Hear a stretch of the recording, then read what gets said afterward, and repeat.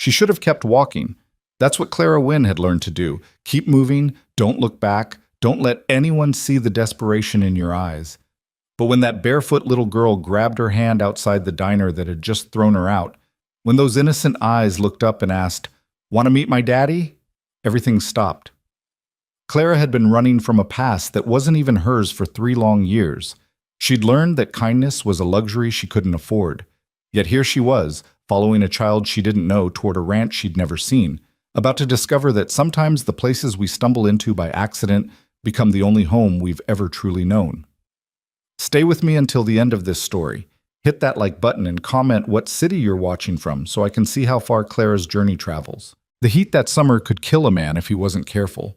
Clara Wynne had learned that lesson the hard way, walking the sun-scorched roads between towns that all looked the same, tired, suspicious, and eager to send her on her way. Red Hollow was supposed to be different, or maybe she'd just gotten better at lying to herself. The town appeared through the shimmer of heat waves like a mirage, all weathered wood and faded paint, clinging to existence in the middle of nowhere. Clara's boots, worn so thin she could feel every stone through the soles, kicked up small clouds of red dust with each step. Her throat felt like sandpaper. The canteen at her hip had been empty since yesterday. She'd walked 17 miles to get here.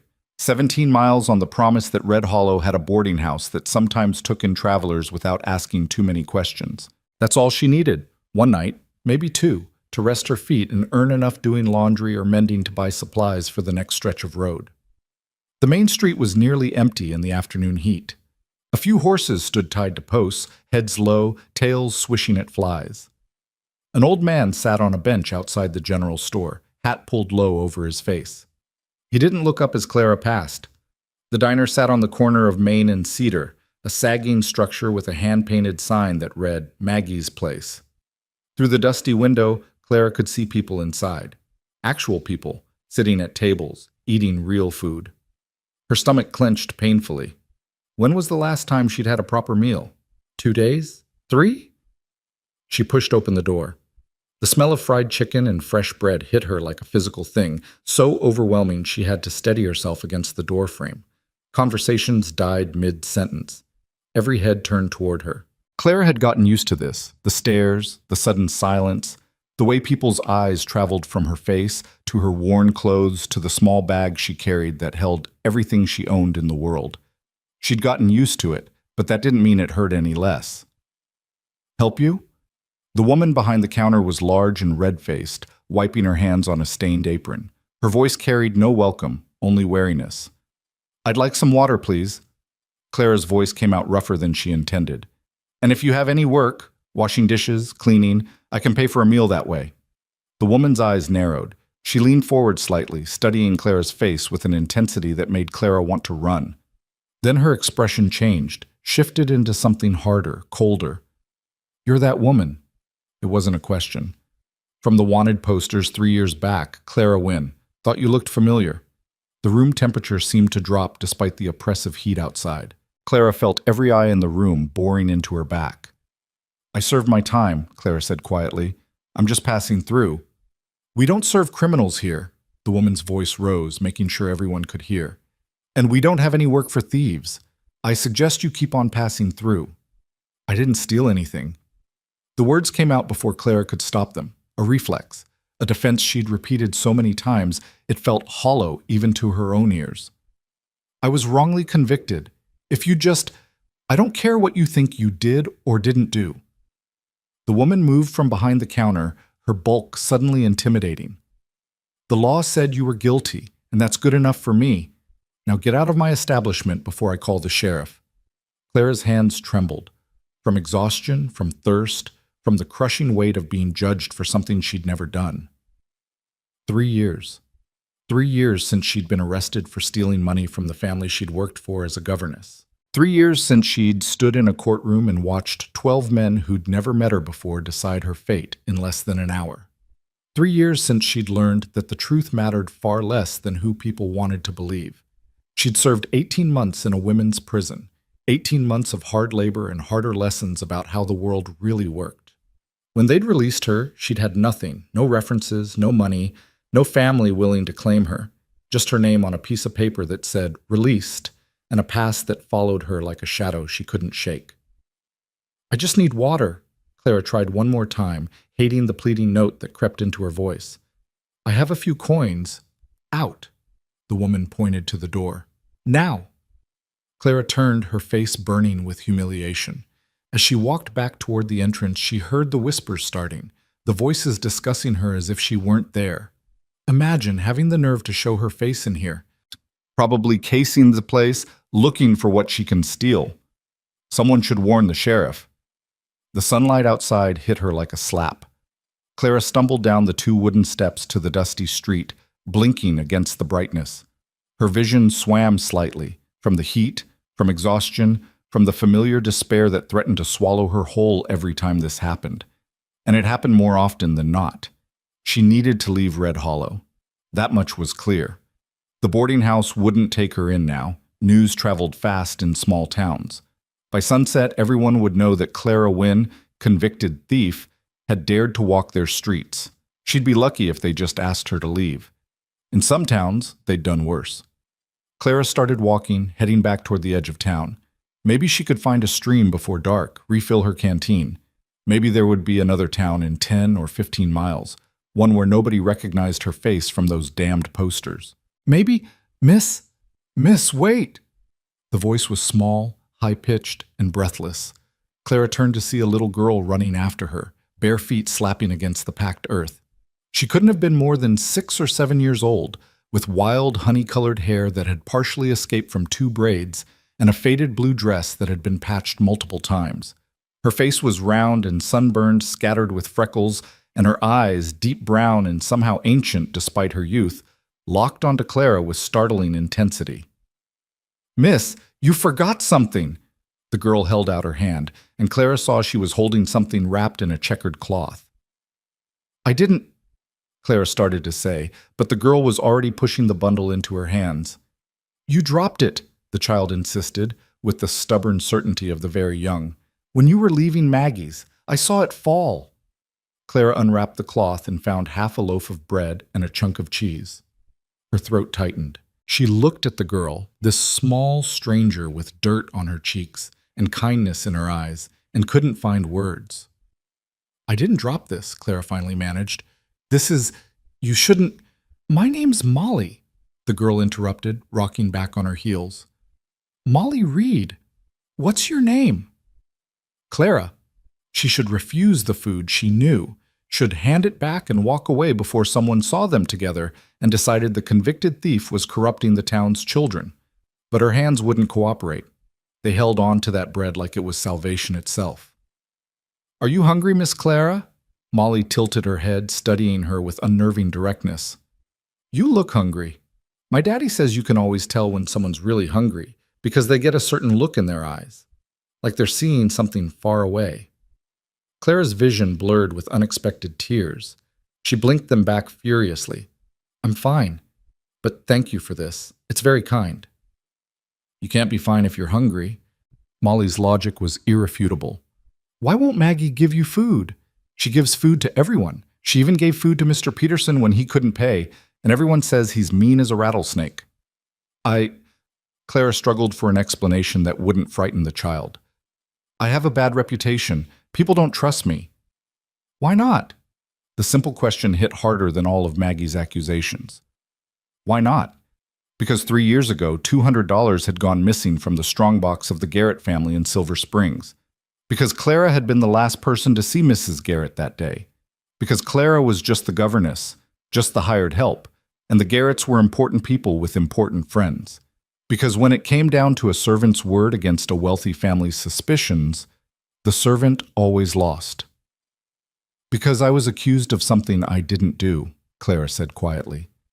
"And even after serving time for it, people still think I'm guilty." Molly considered this with the seriousness of a judge. Then she reached out and took Clara's hand.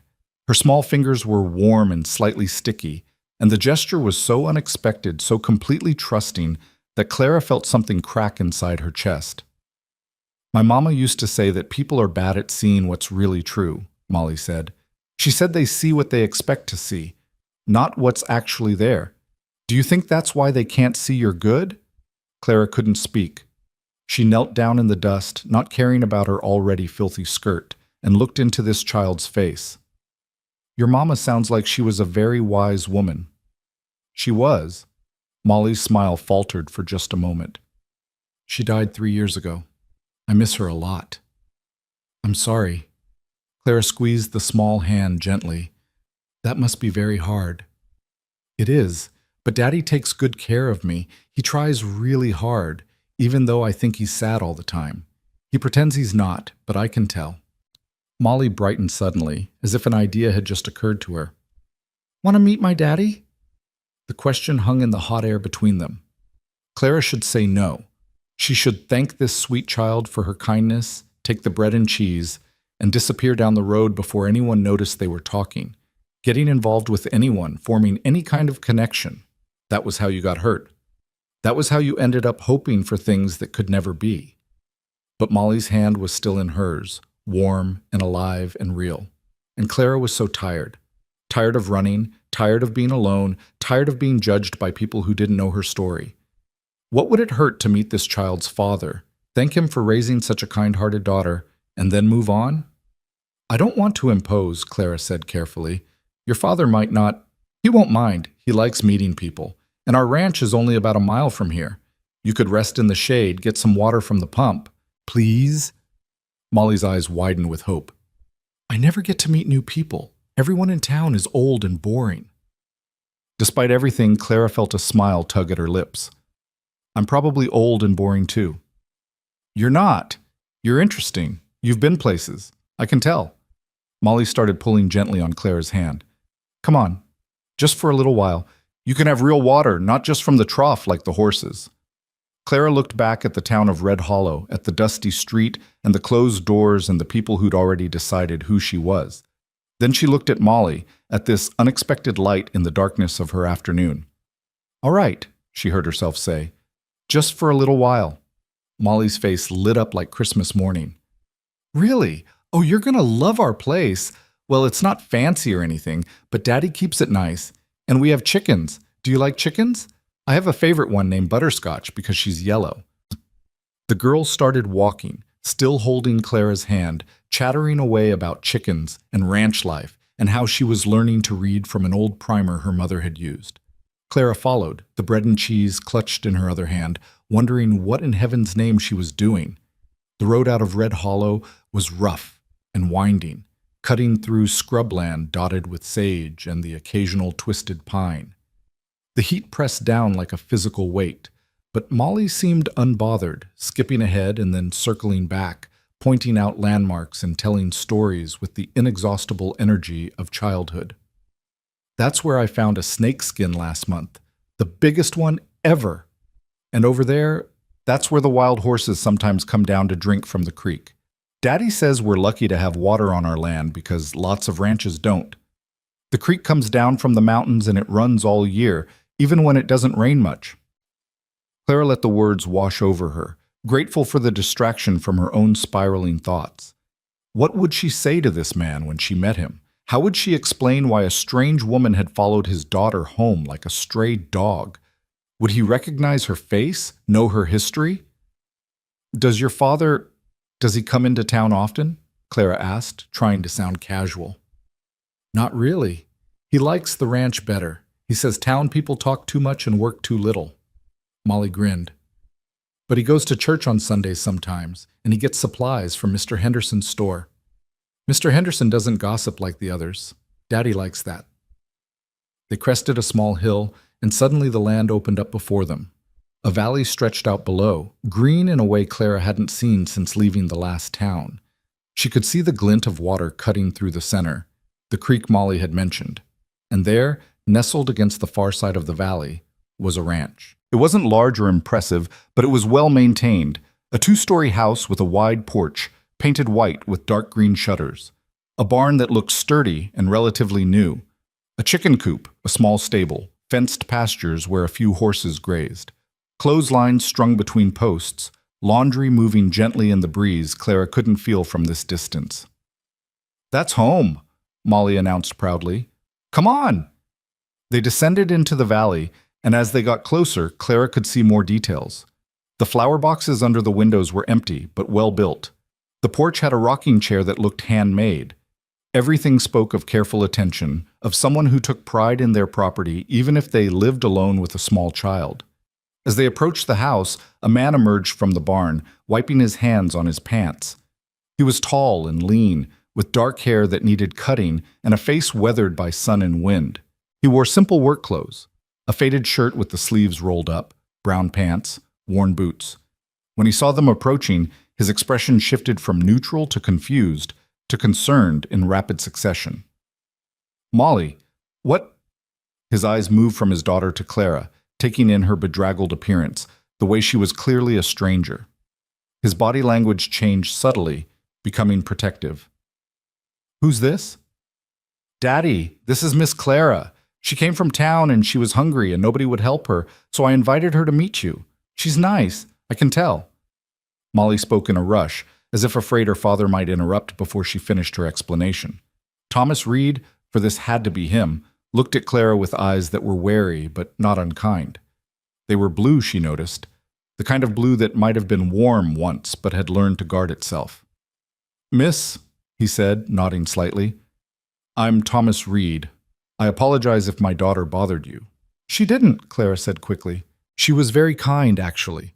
More kind than—" She stopped herself, not wanting to complain about the town to this man who presumably had to live alongside those people. "I should go. I only walked her back to make sure she got home safe. I didn't mean to intrude." "You came from town?" Thomas's eyes sharpened. "On foot?" "Yes, I was passing through." "In this heat?"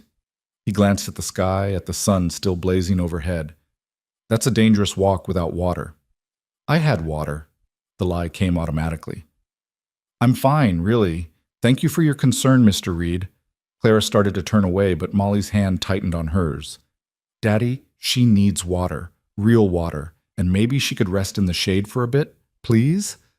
Molly looked up at her father with an expression that clearly said she would not take no for an answer. Thomas studied his daughter's face, then looked back at Clara. His expression was unreadable. "The pump's around the side of the house," he said finally. "You're welcome to drink your fill, and there's shade on the porch if you need to rest before you head out again." It was reluctant hospitality, offered more for his daughter's sake than out of any desire to welcome a stranger, but it was more than Clara had received anywhere else that day. "Thank you," she said quietly. "I won't stay long." She followed Molly around the side of the house, acutely aware of Thomas watching them go. The pump was exactly where he'd said it would be, a well-maintained mechanism next to a water trough. Molly worked the handle while Clara cupped her hands, and when the water finally came, it was cold and clear and tasted like salvation. She drank until her stomach hurt, until the desperate thirst that had been her companion for miles finally eased. Then she splashed water on her face and neck, feeling human again for the first time since morning.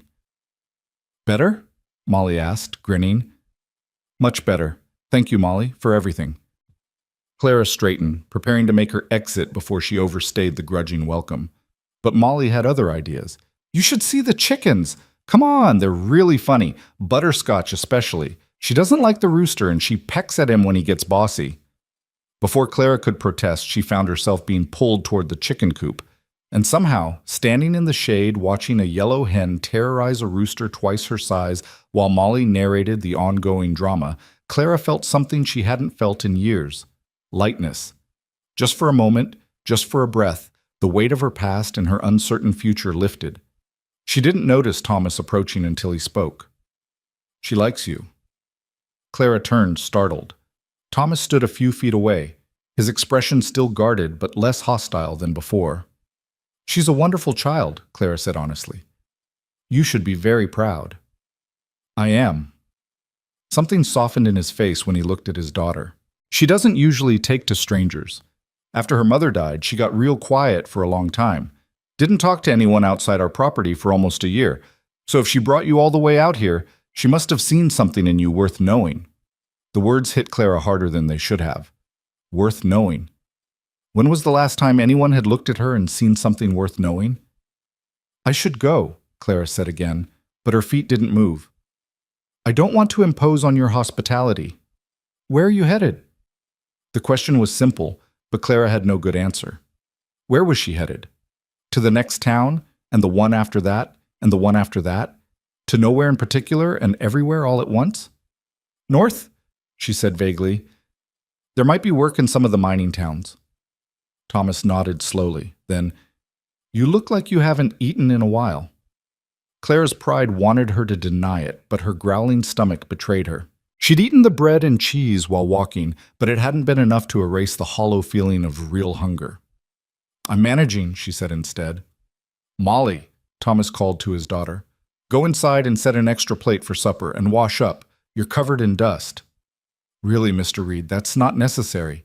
It's nearly dark, Thomas interrupted, looking at the sky.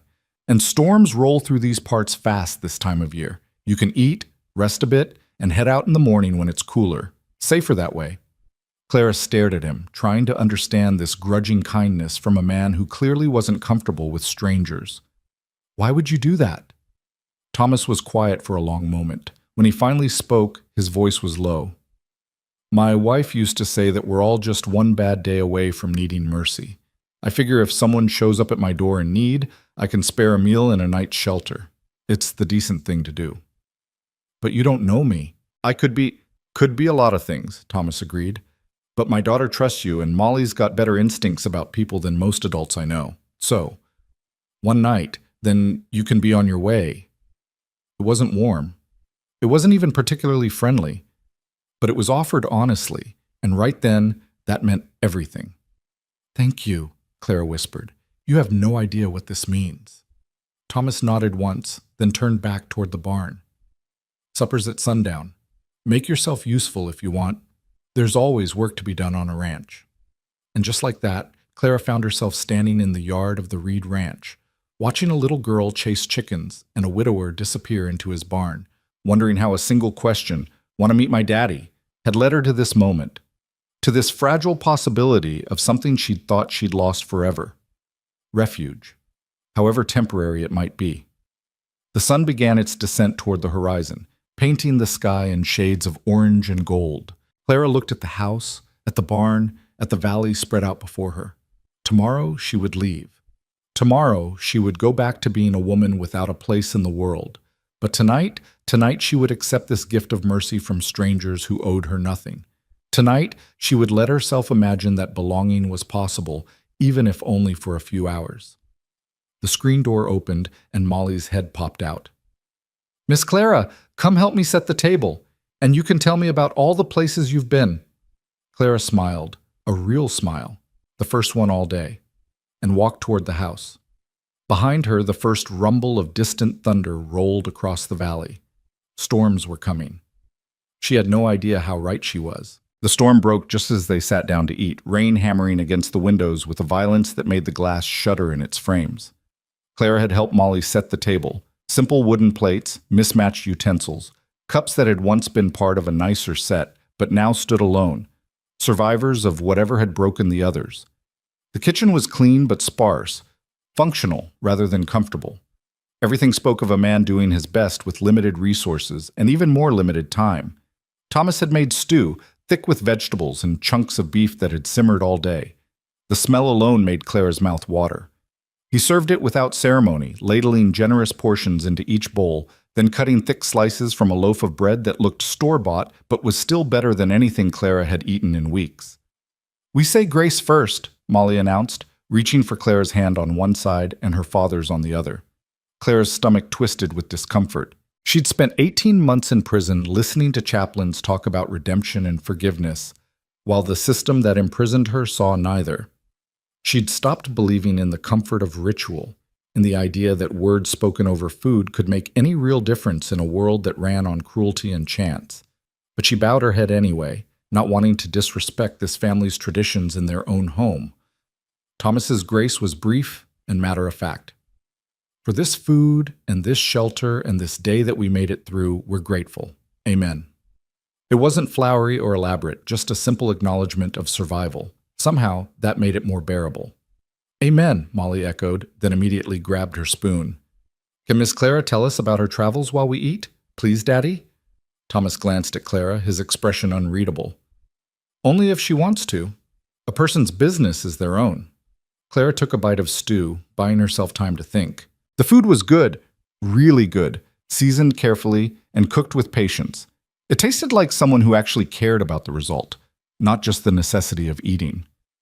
There's not much to tell, she said carefully. I've been traveling for about 2 years now, working odd jobs where I can find them. Most towns don't want strangers staying too long. Why not? Molly asked around a mouthful of bread. Molly, don't talk with your mouth full, Thomas corrected gently. The girl swallowed dramatically. Sorry, but why don't they want strangers, Miss Clara? People are afraid of what they don't know, Clara said slowly. They think if they don't know your family or your history, you might be dangerous, or you might take something from them. So it's easier to just turn people away than to take a chance. That seems mean. It does, Clara agreed. But sometimes people have good reasons to be cautious. Bad things happen, and they want to protect what's theirs. Thomas was watching her with those careful blue eyes, and Clara had the uncomfortable feeling he could see right through her vague explanations to the truth underneath. But he didn't press, just continued eating his stew in measured bites. Did you have a family? Molly asked, her natural curiosity undaunted by adult discomfort with personal questions. Before you started traveling? Clara's spoon paused halfway to her mouth. I did. My parents died when I was young. Fever took them both within a week of each other. I had an older brother, but he went west to try his luck in the gold fields. I haven't heard from him in almost 10 years. That's sad, Molly said with the blunt empathy of childhood. Were you lonely? Sometimes. Clara forced herself to keep eating, though the food had lost some of its appeal as memories she usually kept buried began to surface. But I found work as a governess, teaching children. That helped. What's a governess? Molly leaned forward, interested. Someone who lives with a family and teaches their children, reading, writing, arithmetic, sometimes music or art. It's like being a teacher, but you live in the house with the family you work for. That sounds nice. Did you like it? Clara thought about the Garrett family, about the 2 children she genuinely cared for, about Mrs. Garrett's coldness and Mr. Garrett's wandering hands that she'd learned to avoid, about the day the money went missing and how quickly affection had turned to accusation. Parts of it, she said neutrally. Thomas cleared his throat. Molly, let Miss Clara eat her supper in peace. You can talk her ear off after we're done. But I want to know more about Molly. Thomas's voice was firm but not harsh. We have a guest. That means we practice hospitality, which includes not interrogating her like a circuit judge. Molly subsided, though her expression suggested this was only a temporary retreat. Clara felt a rush of gratitude toward Thomas for creating space she desperately needed. They ate in silence for a while, accompanied only by the sound of rain and the occasional rumble of thunder. Clara tried not to eat too quickly, tried not to show how hungry she really was, but the warmth and safety of the kitchen combined with actual food made it difficult to maintain dignity. She ended up accepting a second helping when Thomas offered it without comment, and when she finally set down her spoon, she felt more human than she had in months. Thank you, she said quietly. That was excellent. Thomas nodded once, acknowledging the compliment. Coffee? If it's not too much trouble. He rose and moved to the stove where a battered pot sat warming. As he poured 3 cups, adding generous milk to Molly's, Clara took the opportunity to really look at him. He moved with the economy of someone used to living alone, each gesture efficient and practiced. His hands were scarred and calloused from hard work, but they handled the cups with surprising care. There was a weariness to him that went deeper than physical exhaustion, a heaviness that Clara recognized because she carried it herself. This was a man who had learned to function through grief, she realized, who had figured out how to make meals and raise a child and run a ranch while carrying a weight that never truly lifted. She wondered what his wife had been like, this woman Molly missed, and Thomas never mentioned. Miss Clara, you can sleep in the guest room, Molly announced, apparently having forgiven the earlier restrictions on her questioning. It's upstairs next to my room. We don't usually have guests, so it might be dusty, but Daddy keeps the bed made just in case. Just in case of what? Clara asked. Molly shrugged. That's what Mama used to say. Always keep the guest room ready, just in case someone needs shelter. She said you never know when you might be entertaining angels unaware. Thomas's jaw tightened almost imperceptibly, and Clara sensed she'd stumbled onto painful ground, his wife's words still echoing in this house 3 years after her death. That's very kind, Clara said carefully, but I don't want to impose more than necessary. I can sleep in the barn if— Guest room's already made up, Thomas interrupted, his tone leaving no room for argument. Storm's getting worse. You'll stay inside. As if to emphasize his point, a particularly vicious crack of thunder shook the house, followed by a flash of lightning that briefly turned the kitchen as bright as day. Molly jumped slightly, then tried to pretend she hadn't. I'm not scared, she declared. Storms don't bother me. Of course not, Clara said gravely. You're very brave. Mama used to say storms were just the sky cleaning itself, getting rid of all the dust and heat so things could grow fresh and new. Molly traced patterns on the table with her finger. Do you think that's true, Miss Clara? Clara thought about the storms in her own life, the accusations, the trial, the prison, the endless wandering. Had any of it cleaned anything? Had any of it led to fresh growth? Or had it just been destruction for destruction's sake? I think sometimes things need to be washed away before new things can grow, she said slowly, but I also think storms can be hard to live through, even if they serve a purpose. Molly considered this with her usual seriousness. Then she yawned, a jaw-cracking yawn that she tried unsuccessfully to hide behind her hand. Bedtime, Thomas said, standing. Go wash up and put on your nightgown. I'll be up in a few minutes to check on you. But I want to talk to Miss Clara more. Tomorrow. If the storm's passed, you can show her around the ranch before she leaves. But right now, it's bedtime. Molly looked like she wanted to argue, but something in her father's expression stopped her. Instead, she turned to Clara. Will you be here in the morning, promise? The question carried more weight than it should have. Claire could see Thomas tense slightly, waiting for her answer. They both knew she'd planned to leave at first light, to thank them for their hospitality and disappear back into the anonymity of the road. But looking into Molly's hopeful face, Clara found herself nodding. I promise. I'll be here when you wake up. Molly's smile could have lit the whole valley. Good. I have so much to show you. Good night, Miss Clara. Good night, Daddy. She bounded out of the kitchen and up the stairs, her footsteps thundering overhead. Thomas listened until he heard the sound of water running in the washroom, then began clearing the table. You don't have to promise her things, he said quietly, his back to Clara as he scraped plates into a bucket for the chickens. She'll be disappointed when you're gone, but she'll understand. She knows people leave. The words stung more than they should have. I wasn't planning to. I will leave. Soon. But I can stay long enough to say goodbye properly. She deserves that much. Thomas turned, studying her face with those two perceptive eyes. What are you running from? Clara's breath caught. I'm not running from anything. Everyone who walks the roads like you do is running from something or toward something, usually from. He set the plates in the basin, then turned to face her fully. And before you came into my house and sat at my table and made promises to my daughter, I should have asked. So I'm asking now, what did you do? The question was direct enough to be uncomfortable but not hostile. Thomas Reed, Clara realized, was the kind of man who needed to know the truth before he could decide what to do with it. She could lie. She'd gotten good at lying, at giving partial truths that satisfied curiosity without revealing anything real.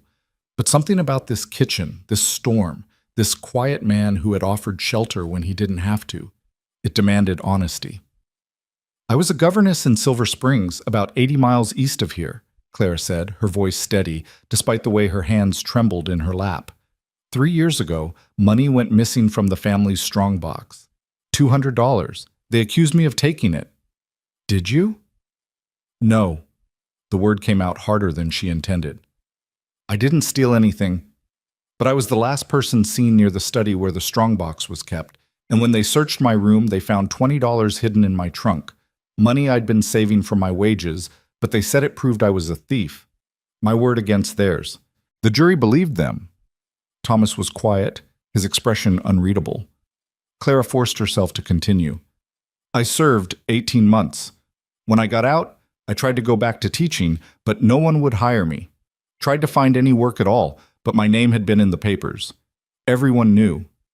So I started traveling, taking work where I could find it, moving on when people recognized me. She met his eyes, refusing to look away. That's who you invited into your home. A convicted thief. I understand if you want me to leave now, storm or no storm.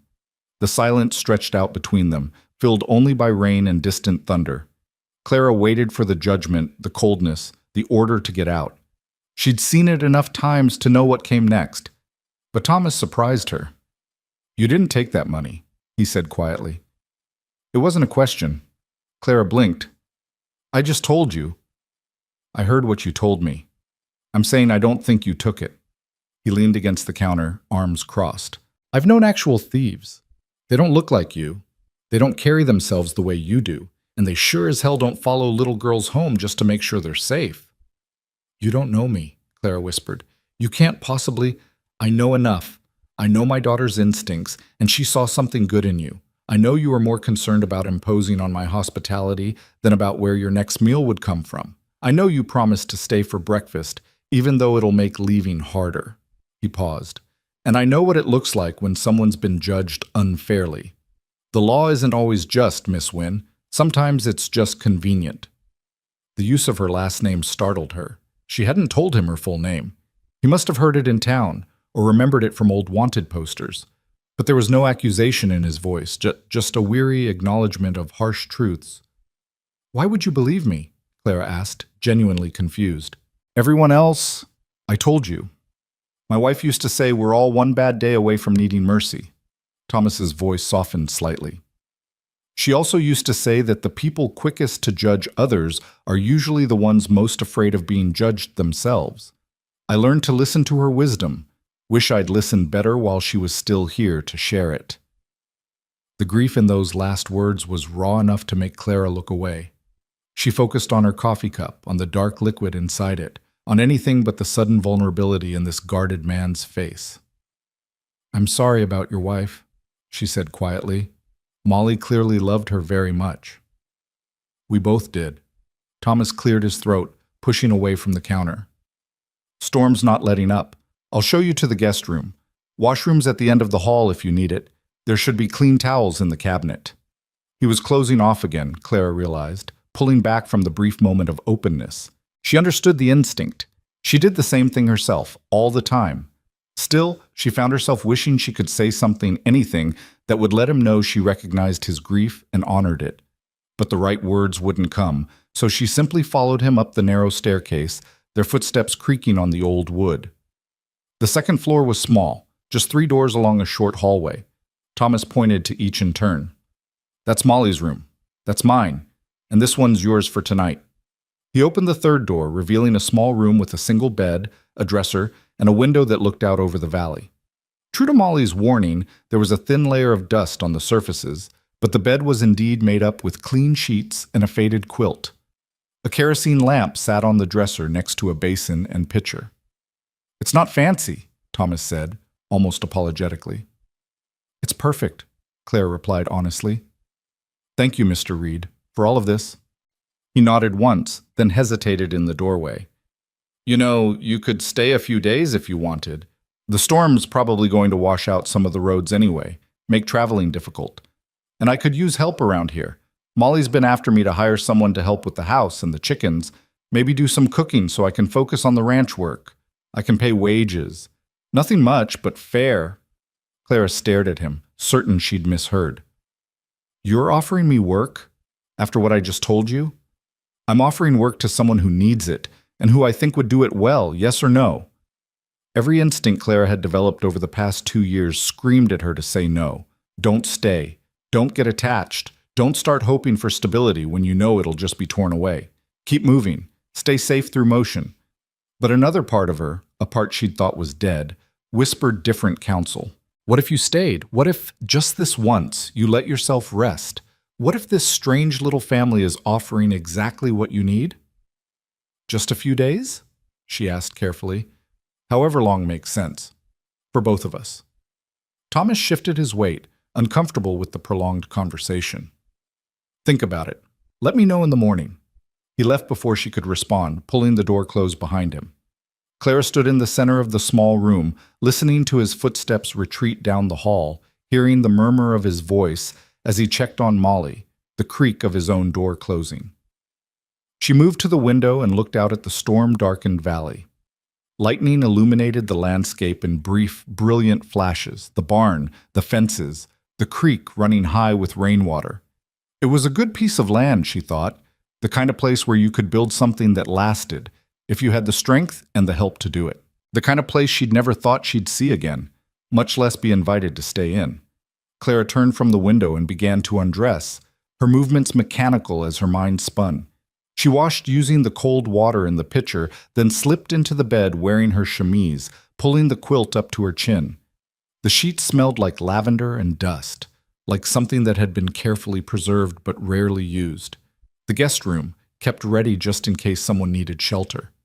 She thought about Molly's words, about entertaining angels unaware, about Thomas's wife, who had apparently believed in radical hospitality even in this harsh land. What kind of woman must she have been? What kind of life had she built here before death took her away? Clara closed her eyes, exhausted but unable to sleep, listening to the storm rage outside. Tomorrow she would have to decide. Stay or go? Accept this unexpected offer or stick to the safety of constant motion? The smart choice was clear. The safe choice was obvious. But somewhere between the diner's rejection and Molly's invitation, between the charity of bread and cheese and Thomas's matter-of-fact belief in her innocence, Clara had started to question whether the smart choice and the right choice were the same thing. She was still questioning when sleep finally claimed her, dragging her down into dreams where she stood at crossroads that stretched endlessly in all directions, trying to decide which way led home. Morning came slowly, the storm having exhausted itself sometime in the darkest hours before dawn. Clara woke to unfamiliar sounds, roosters crowing, the low of cattle, footsteps in the kitchen below. For a moment she didn't remember where she was, panic rising in her chest until her eyes focused on the small window and memory returned. The Reed Ranch, Thomas, and Molly. The offer of work. She dressed quickly in yesterday's clothes, the only clothes she had, and tried to make herself presentable with the water from the pitcher. Her hair was a lost cause, tangled from days without proper care, but she did her best to braid it back. She looked like exactly what she was, a woman with nothing, dependent on charity. When she came downstairs, she found Thomas already gone and Molly sitting at the kitchen table, swinging her legs and eating what looked like cornmeal mush with honey. "Good morning," Molly chirped, bright-eyed and cheerful despite the early hour. "Daddy's doing the morning chores. He said to tell you there's mush in the pot and coffee on the stove and you should eat before everything gets cold." Clara served herself, grateful for the continued hospitality, even as she wondered how much longer it could last. She sat across from Molly, who immediately launched into an enthusiastic description of everything they would do today now that the storm had passed. "First, I'll show you all the chickens. Not just Butterscotch, but all of them. They all have personalities, you know. And then the horses. We have 3 horses, and they're all really smart. And then maybe we can go down to the creek if Daddy says it's safe after the rain. And then—" "Molly," Clara interrupted gently, "I might not be here for all of that. I was planning to leave this morning." Molly's face fell so dramatically that Clara felt like she'd kicked a puppy. "But you promised you'd be here when I woke up." "And I am. I kept my promise. But I have to keep traveling, sweetheart. I can't stay in one place too long." "Why not?" The simple question deserved a simple answer, but Clara didn't have one. "Because people always find out who I am. Because I can't risk getting comfortable. Because I'm afraid of hoping for something permanent and losing it again." None of those felt appropriate to share with a 7-year-old. "Because that's just how things are right now," she said instead. Molly's expression shifted from disappointed to determined. "Did Daddy offer you the job?" Clara blinked, surprised. "How did you know about that?" "I heard you talking last night. I wasn't spying," Molly added quickly. "I just couldn't sleep because of the thunder, and I came out to ask Daddy to check for monsters under my bed, and I heard him say you could stay and work here." She leaned forward intensely. "Are you going to say yes?" "I don't know. It's complicated." "Why is it complicated? We need help, and you need work. Daddy said so." Out of the mouths of babes, Clara thought. When you stripped away all the fear and self-protection, it really was that simple. They needed help. She needed work. The math wasn't hard, but math didn't account for the risk of staying, of letting these people, this sweet child and her grieving father, get close enough to hurt when Clara inevitably had to leave. Because she would have to leave eventually. People always found out. Her past always caught up. "Let me talk to your father," Clara said finally. "But Molly, you need to understand something. Even if I stay for a little while, I probably can't stay forever. At some point, I'll have to move on. That's just reality." "But maybe you won't have to," Molly said stubbornly. "Maybe this time it'll be different." Clara didn't have the heart to explain that it never was. Thomas returned as they were finishing breakfast, bringing with him the smell of hay and animals and fresh air. He nodded to Clara, then ruffled his daughter's hair.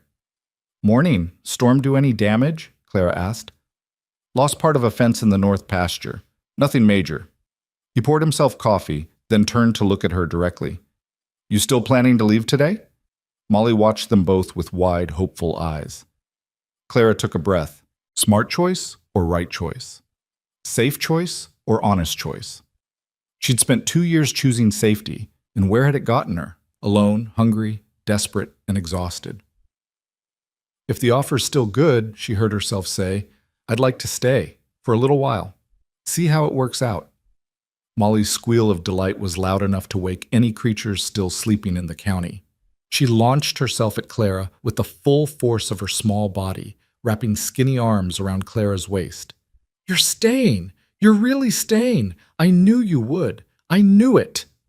Thomas's expression didn't change much, but Clara thought she saw something ease in his shoulders, some tension she hadn't even noticed dissipating. "All right then," he said simply. "Welcome to the Reed Ranch, Miss Wynne. Let's talk terms." They worked it out over the next hour. Clara would help with cooking, cleaning, mending, tending the chickens and the kitchen garden. She'd get room and board plus a small wage paid weekly. Either party could end the arrangement with a day's notice. It was businesslike and fair, nothing sentimental about it. But when Molly grabbed her hand and pulled her outside to start the promised tour, chattering nonstop about everything they would do together, Clara felt something she hadn't felt in years. Possibility. Not certainty. She was too familiar with disappointment for that. But possibility. The faint, fragile hope that maybe, just maybe, this strange turn of events could lead somewhere good. She had no idea how right she was, or how much more complicated it would become. But for now, in the clear morning after the storm, with a child's hand warm in hers and honest work waiting, Clara allowed herself to believe that maybe Molly was right. Maybe this time would be different. The first week passed in a blur of work and adjustment. Clara threw herself into the rhythm of ranch life with a determination that bordered on desperate. She woke before dawn to start the stove and make breakfast. She collected eggs, fed chickens, weeded the kitchen garden that had grown wild in the years since Thomas's wife had tended it. She scrubbed floors and washed clothes and mended shirts that had been patched so many times they were more repair than original fabric. Thomas watched her with those careful blue eyes, but said little. He was a man of few words, Clara learned quickly. He gave instructions once and expected them to be remembered. He didn't hover or criticize, but he noticed everything. When the coffee was stronger, when the bread rose higher, when the chickens started laying more consistently because their feed schedule had been regularized. "You're good at this," he said one evening as they stood on the porch after Molly had gone to bed.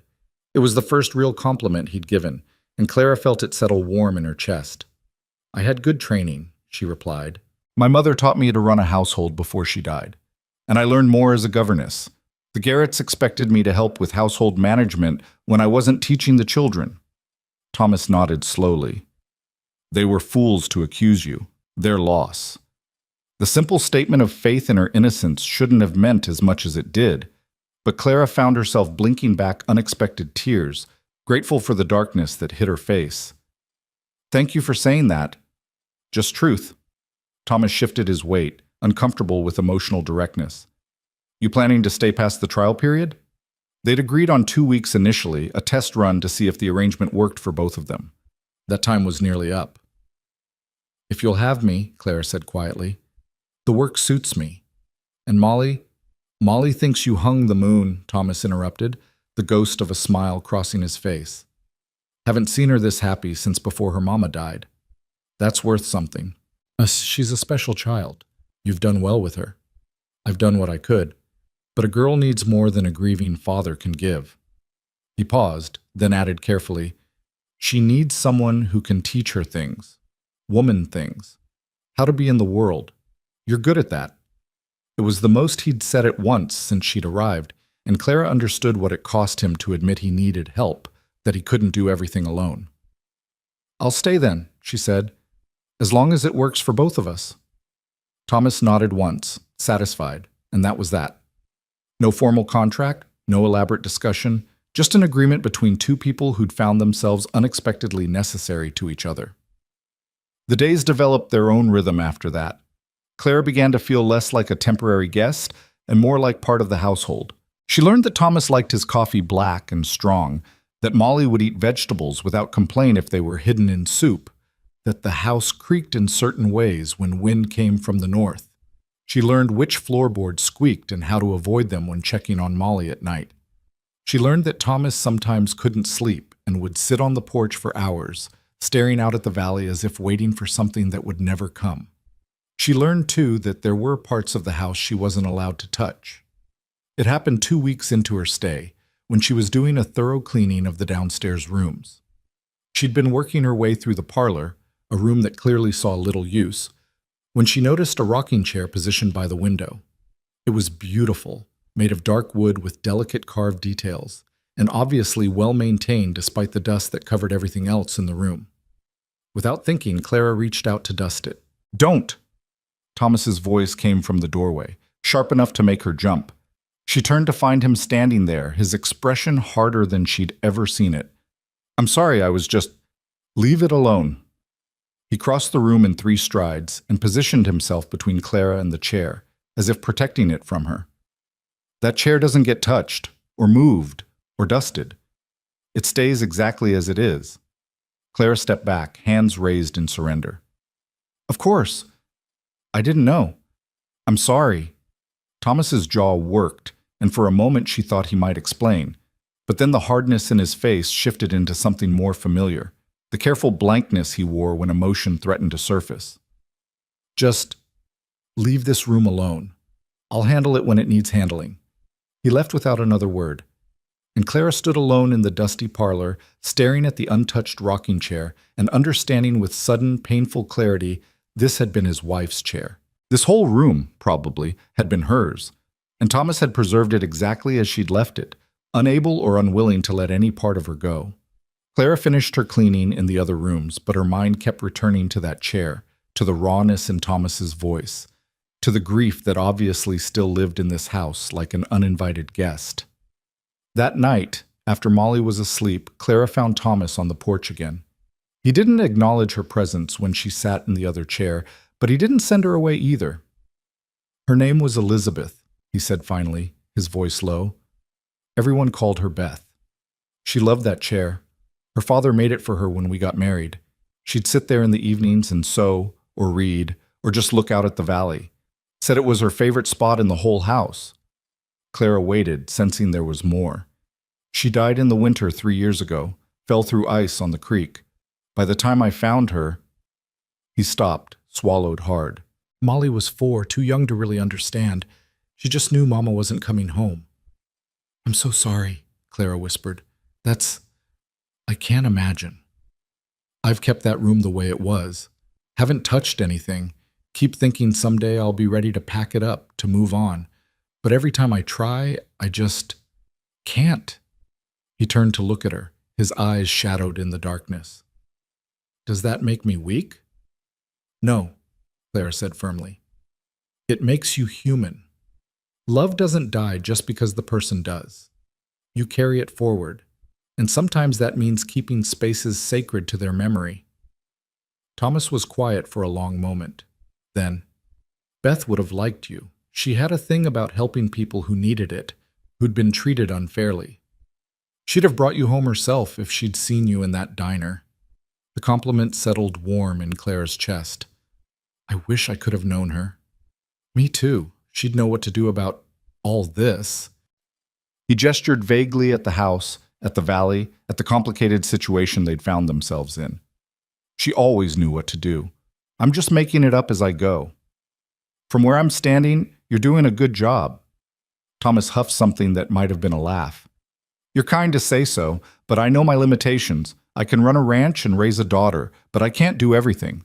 That's why I needed help, why I needed you. The admission cost him something. Clara could hear it in his voice. Thomas Reed was a man who'd learned to stand alone, who'd survived by not needing anyone. Acknowledging that he needed help was a vulnerability he didn't wear comfortably. I'm glad I stayed, Clara said quietly. I almost didn't. I almost left that first morning. Why didn't you? Molly, and you, and the fact that running hasn't actually solved any of my problems.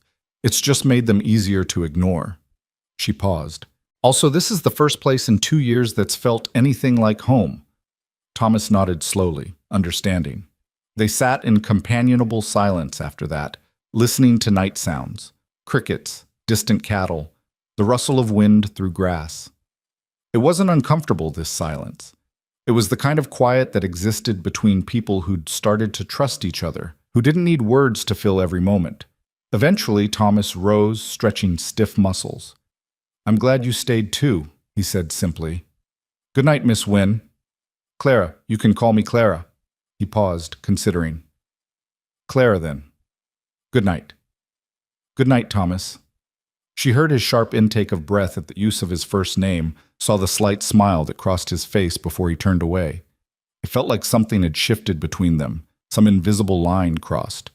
They weren't quite friends yet. Too much remained unspoken, too many walls still stood. But they were something more than employer and employee now.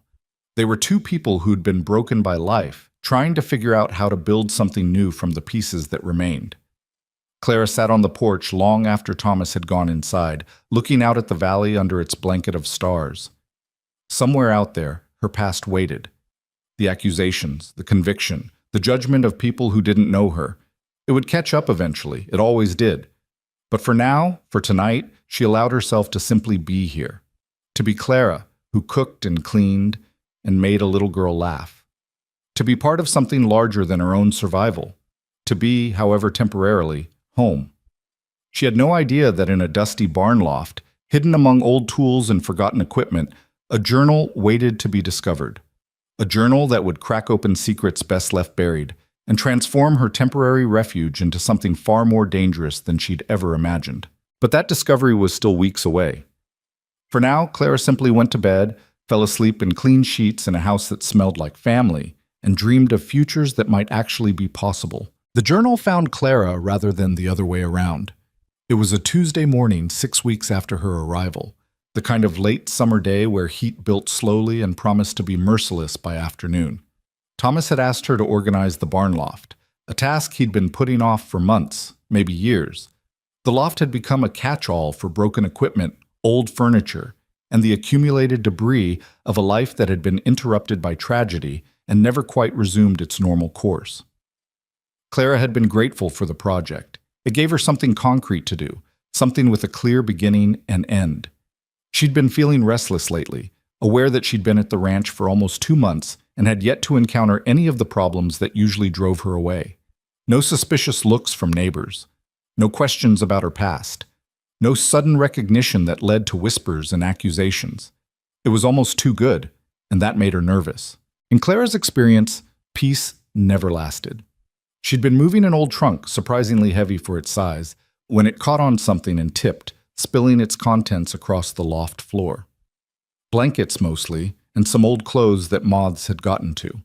But wedged in the corner of the trunk, wrapped in oilcloth as if someone had meant to protect it, was a leather-bound book. Clara picked it up carefully, brushing dust from the cover. There was no title, no name, just plain brown leather worn soft with handling. She shouldn't open it. She knew that instinctively. This was private, someone's personal writing, and she had no right to intrude. But her fingers were already working at the oilcloth, already opening the cover to the first page. And there, in careful, feminine handwriting, she read, "This journal belongs to Elizabeth Margaret Reed. If found, please return to the ranch on Cedar Valley Road. Private and personal. Do not read.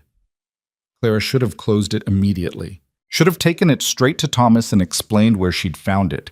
Should have respected the dead woman's privacy. Instead, she turned to the next page. The early entries were mundane, notes about household expenses, recipes, observations about Molly's development. Elizabeth had been a thoughtful writer, her words measured and precise. She recorded the small details of ranch life with an attention that suggested she found meaning in the everyday. Clara found herself drawn into this woman's world, understanding for the first time what Thomas had lost. Then the tone changed. It was subtle at first, easy to miss if you weren't paying attention. But Clara had learned to read between lines, to catch the things people didn't quite say. And what Elizabeth wasn't quite saying was that she was afraid. March 15th, 1884. Thomas went to town today for supplies. While he was gone, a man came to the ranch. He said he was surveying for the county, but he asked strange questions about our water rights and how long we'd owned the land. He made me uncomfortable, though I couldn't say exactly why. I didn't mention it to Thomas when he returned. He has enough to worry about. Clara's pulse quickened. She flipped forward, scanning entries. April 2nd, 1884. The same man came back. This time he brought another man with him. Older, well-dressed, carrying papers. They said there was a dispute about our land deed, something about unclear boundaries with the property to the west. They wanted to see our documentation. I told them Thomas handles all legal matters, and they'd need to speak with him. The older man smiled, but it didn't reach his eyes. He said they'd be back. April 20th, 1884. Thomas went to the county office today to check on our deed. He came home troubled but wouldn't tell me why. When I pressed, he said it was nothing, just a clerical error that needed fixing. But I saw his hand shaking when he poured his coffee. Thomas never shakes. Clara's mouth went dry. She sat down hard on an old crate, the journal clutched in her hands, reading faster now. May 10th, 1884. I can't shake the feeling we're being watched. Yesterday I saw someone on horseback on the ridge overlooking our property, just sitting there looking down at the house. When I mentioned it to Thomas, he got angry, not at me, but at the situation. He finally admitted that someone is trying to buy our land, and when he refused to sell, they started making threats. Legal threats, he says. Claims that our deed is invalid, that the boundaries are wrong, that we don't own what we think we own. May 28, 1884. Thomas hired a lawyer in Red Hollow. It's costing money we don't have, but he says we need legal representation. The lawyer's name is James Carlyle. He seems competent, but I don't trust him. Maybe I don't trust anyone anymore. June 15th, 1884. I went to town alone today while Thomas was mending fence. I needed to understand what's happening, so I went to the county records office. The clerk was suspicious at first, but I told him I was researching property history for a school project. He showed me the deed books. Our land is there, recorded properly, but I noticed something odd. There are at least 5 other properties in the valley with similar disputes noted in the margins, all within the past 2 years, all owned by small ranchers, all being challenged by the same company, Western Valley Holdings. Clara's breath caught. She'd heard that name before. Where? It nagged at her, just out of reach. July 4th, 1884. I've been making my own inquiries, quietly. I've learned that Western Valley Holdings is owned by a consortium of investors, but the actual decision-makers are a small group of men from Red Hollow. I recognize 2 of the names, Martin Garrett and Harrison Webb. Garrett is on the town council. Webb owns the bank. These are powerful men, and they want something in this valley badly enough to systematically steal it from people who can't afford to fight back. Martin Garrett. Clara's vision blurred. Martin Garrett of Silver Springs? Could it be the same man? The father of the family she'd worked for, the man whose missing money had sent her to prison? Her hands trembled as she turned pages, now desperate to understand. August 1st, 1884. I've discovered something terrible. While researching at the county office, I found records of other governesses, servants, and hired help who've been accused of theft in the past 3 years. Always in families connected to Western Valley Holdings. Always right before those families faced financial pressure or legal disputes. I think I can barely write this. I think they're manufacturing criminals to discredit witnesses or create leverage. Clara felt the world tilt sideways. The words on the page swam before her eyes. August 15th, 1884. I confronted our lawyer, Carlyle, with what I'd learned. He denied everything, but I saw the truth in his face. He's part of it. They've infiltrated the legal system itself. I'm gathering documentation, hiding copies where they won't think to look. I need proof before I can go to authorities outside Red Hollow. But I'm running out of time. Thomas has been asked to sign papers that Carlyle assures him are routine legal documents to clarify our deed. But I've seen similar papers in the county records. Once signed, they transfer property rights without the owner fully understanding what they've agreed to. September 2nd, 1884. Thomas signed the papers. He came home looking relieved, said Carlyle assured him this would resolve everything. I couldn't tell him the truth. How do you tell your husband he's been betrayed by the man he trusted to protect him? That he's just signed away his land? I've hidden copies of everything I've found in the loft, wrapped in oilcloth inside my old trunk. If anything happens to me, someone needs to know the truth. The entries ended there, abruptly, mid-crisis. Clara checked the date of the last entry, September 2nd, 1884. Elizabeth had died that December, 4 months after realizing the trap they'd walked into. 4 months of carrying that terrible knowledge alone. Clara's mind raced, pieces falling into place with sickening clarity. Elizabeth had discovered a conspiracy to steal land from small ranchers. She'd realized the legal system was compromised. She'd hidden documentation as evidence. And then she'd died in what everyone called an accident, falling through ice on the creek. But what if it hadn't been an accident?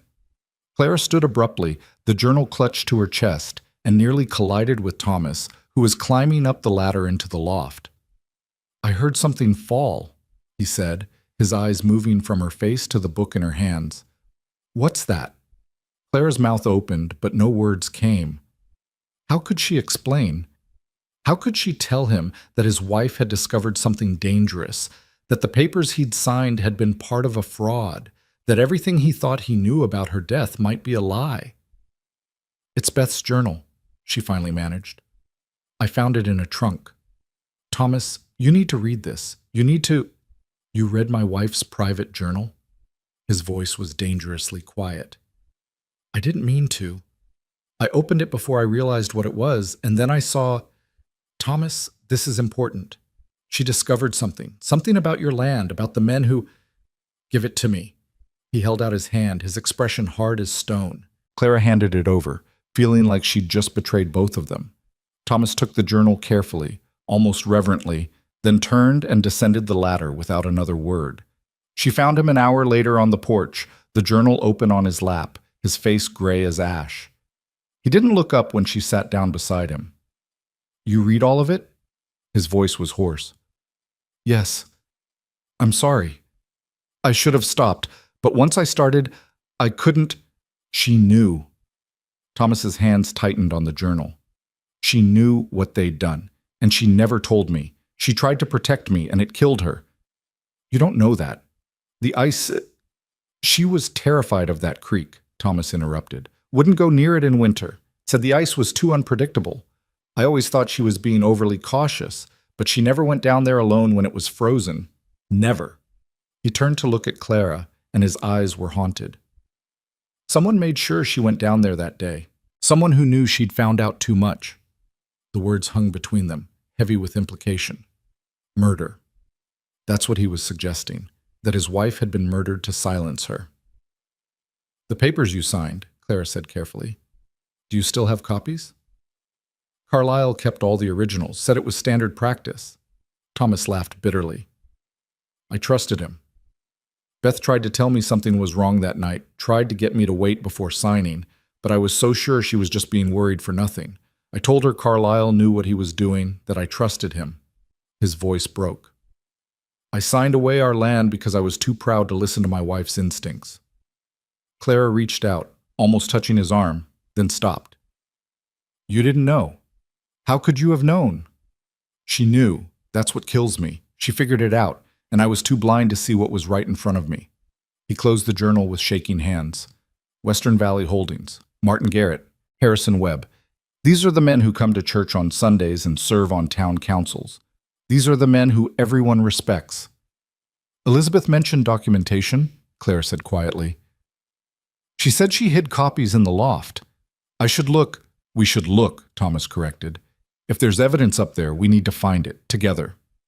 They climbed back up to the loft, this time working side by side, carefully unpacking the trunk where Clara had found the journal. Beneath the blankets and moth-eaten clothes, wrapped in multiple layers of oilcloth, they found a leather portfolio tied with string. Thomas's hands shook as he untied it. Inside were documents, copies of deeds, legal filings, correspondence. Elizabeth had been meticulous, organizing everything by property, dating each document, making notes in the margins in her careful handwriting. And there, near the bottom of the stack, Clara saw her own name. Her breath stopped. She pulled the document free, her vision narrowing to the words on the page. It was a legal complaint filed against her in Silver Springs, dated 3 years earlier. The signature at the bottom authorized her arrest for theft. Thomas Reed, acting as deputy legal representative for Martin Garrett. The world seemed to tilt and spin. Clara looked at Thomas, who was staring at the document with an expression of dawning horror. "That's not my signature," he said immediately. "I never signed anything for Martin Garrett. I've never even met the man." But it looked like his signature. Clara had seen him sign receipts and notes dozens of times over the past weeks. The handwriting was close enough to be convincing to anyone who didn't know better. "They forged it," Clara whispered. "They forged your signature to authorize my arrest. But why? What did I have to do with any of this?" Thomas was flipping through other documents now, his face growing paler with each page. "Here," he said hoarsely, "your family. Wynn. There's a property deed here for land in Silver Springs, owned by Robert and Catherine Wynn. Your parents?" Clara took the document with numb fingers. Yes. That was her parents' land. The small farm where she'd grown up, where they'd died when she was 17. Her brother had inherited it, then sold it before heading west to the goldfields. He'd sent her half the proceeds, enough to pay for a year at a teaching college, to start her new life as a governess. Or that's what he'd told her. "The sale date," Thomas said quietly. "Look at the sale date." Clara's eyes found the date. April 1883, 6 months before her brother had supposedly sold the property. And the buyer, Western Valley Holdings. "They stole your family's land," Thomas said, "just like they stole mine. And when you became a governess for the Garrett family, I became a liability," Clara finished, understanding flooding through her with sickening clarity. "I must have seen something or heard something, or maybe they just wanted insurance in case the Winds ever came back asking questions. So they manufactured a theft charge, got me convicted and sent away. Made sure I'd never be credible if I tried to tell anyone what really happened." Thomas was shaking his head slowly, disbelief and rage warring on his face. "This is bigger than I thought. This isn't just about my ranch. They've been doing this systematically for years, stealing land, destroying lives, corrupting the legal system to cover their tracks." Clara thought of all the nights she'd lain awake in prison, trying to understand why the Garretts had turned on her so viciously. She'd been a good governess. The children had loved her. Mrs. Garrett had been cold but fair, and then suddenly she was a thief, a criminal, someone to be locked away and forgotten. It had never been about the money. It had been about silencing her, about making sure she could never be a credible witness to whatever the Garretts were involved in. "What do we do?" Clara asked, her voice barely above a whisper. Thomas stood, the portfolio clutched in his hands, his jaw set with determination. "We expose them. We take this evidence to authorities outside Red Hollow, people who aren't on Garrett and Webb's payroll. We tell the truth about what they've done." "They killed Elizabeth to keep her quiet," Clara said. "They sent me to prison. These are powerful men, Thomas.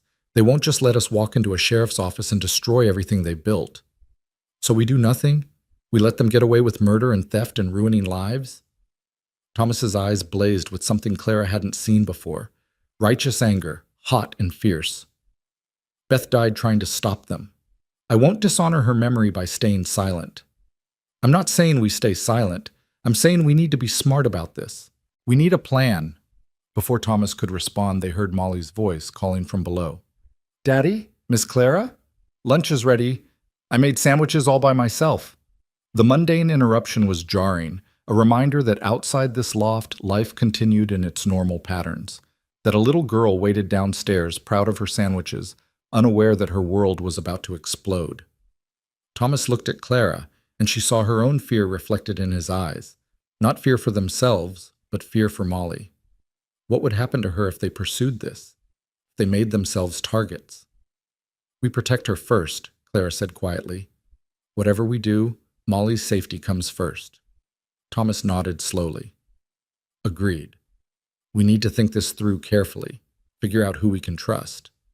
They climbed down from the loft, carefully hiding the portfolio behind some old feed sacks. Neither of them spoke as they walked back to the house, both lost in thought, both trying to process the magnitude of what they'd discovered. Molly met them at the door, beaming with pride at the slightly lopsided sandwiches she'd assembled. Clara forced a smile, praised the girl's efforts, and sat down to eat food she couldn't taste.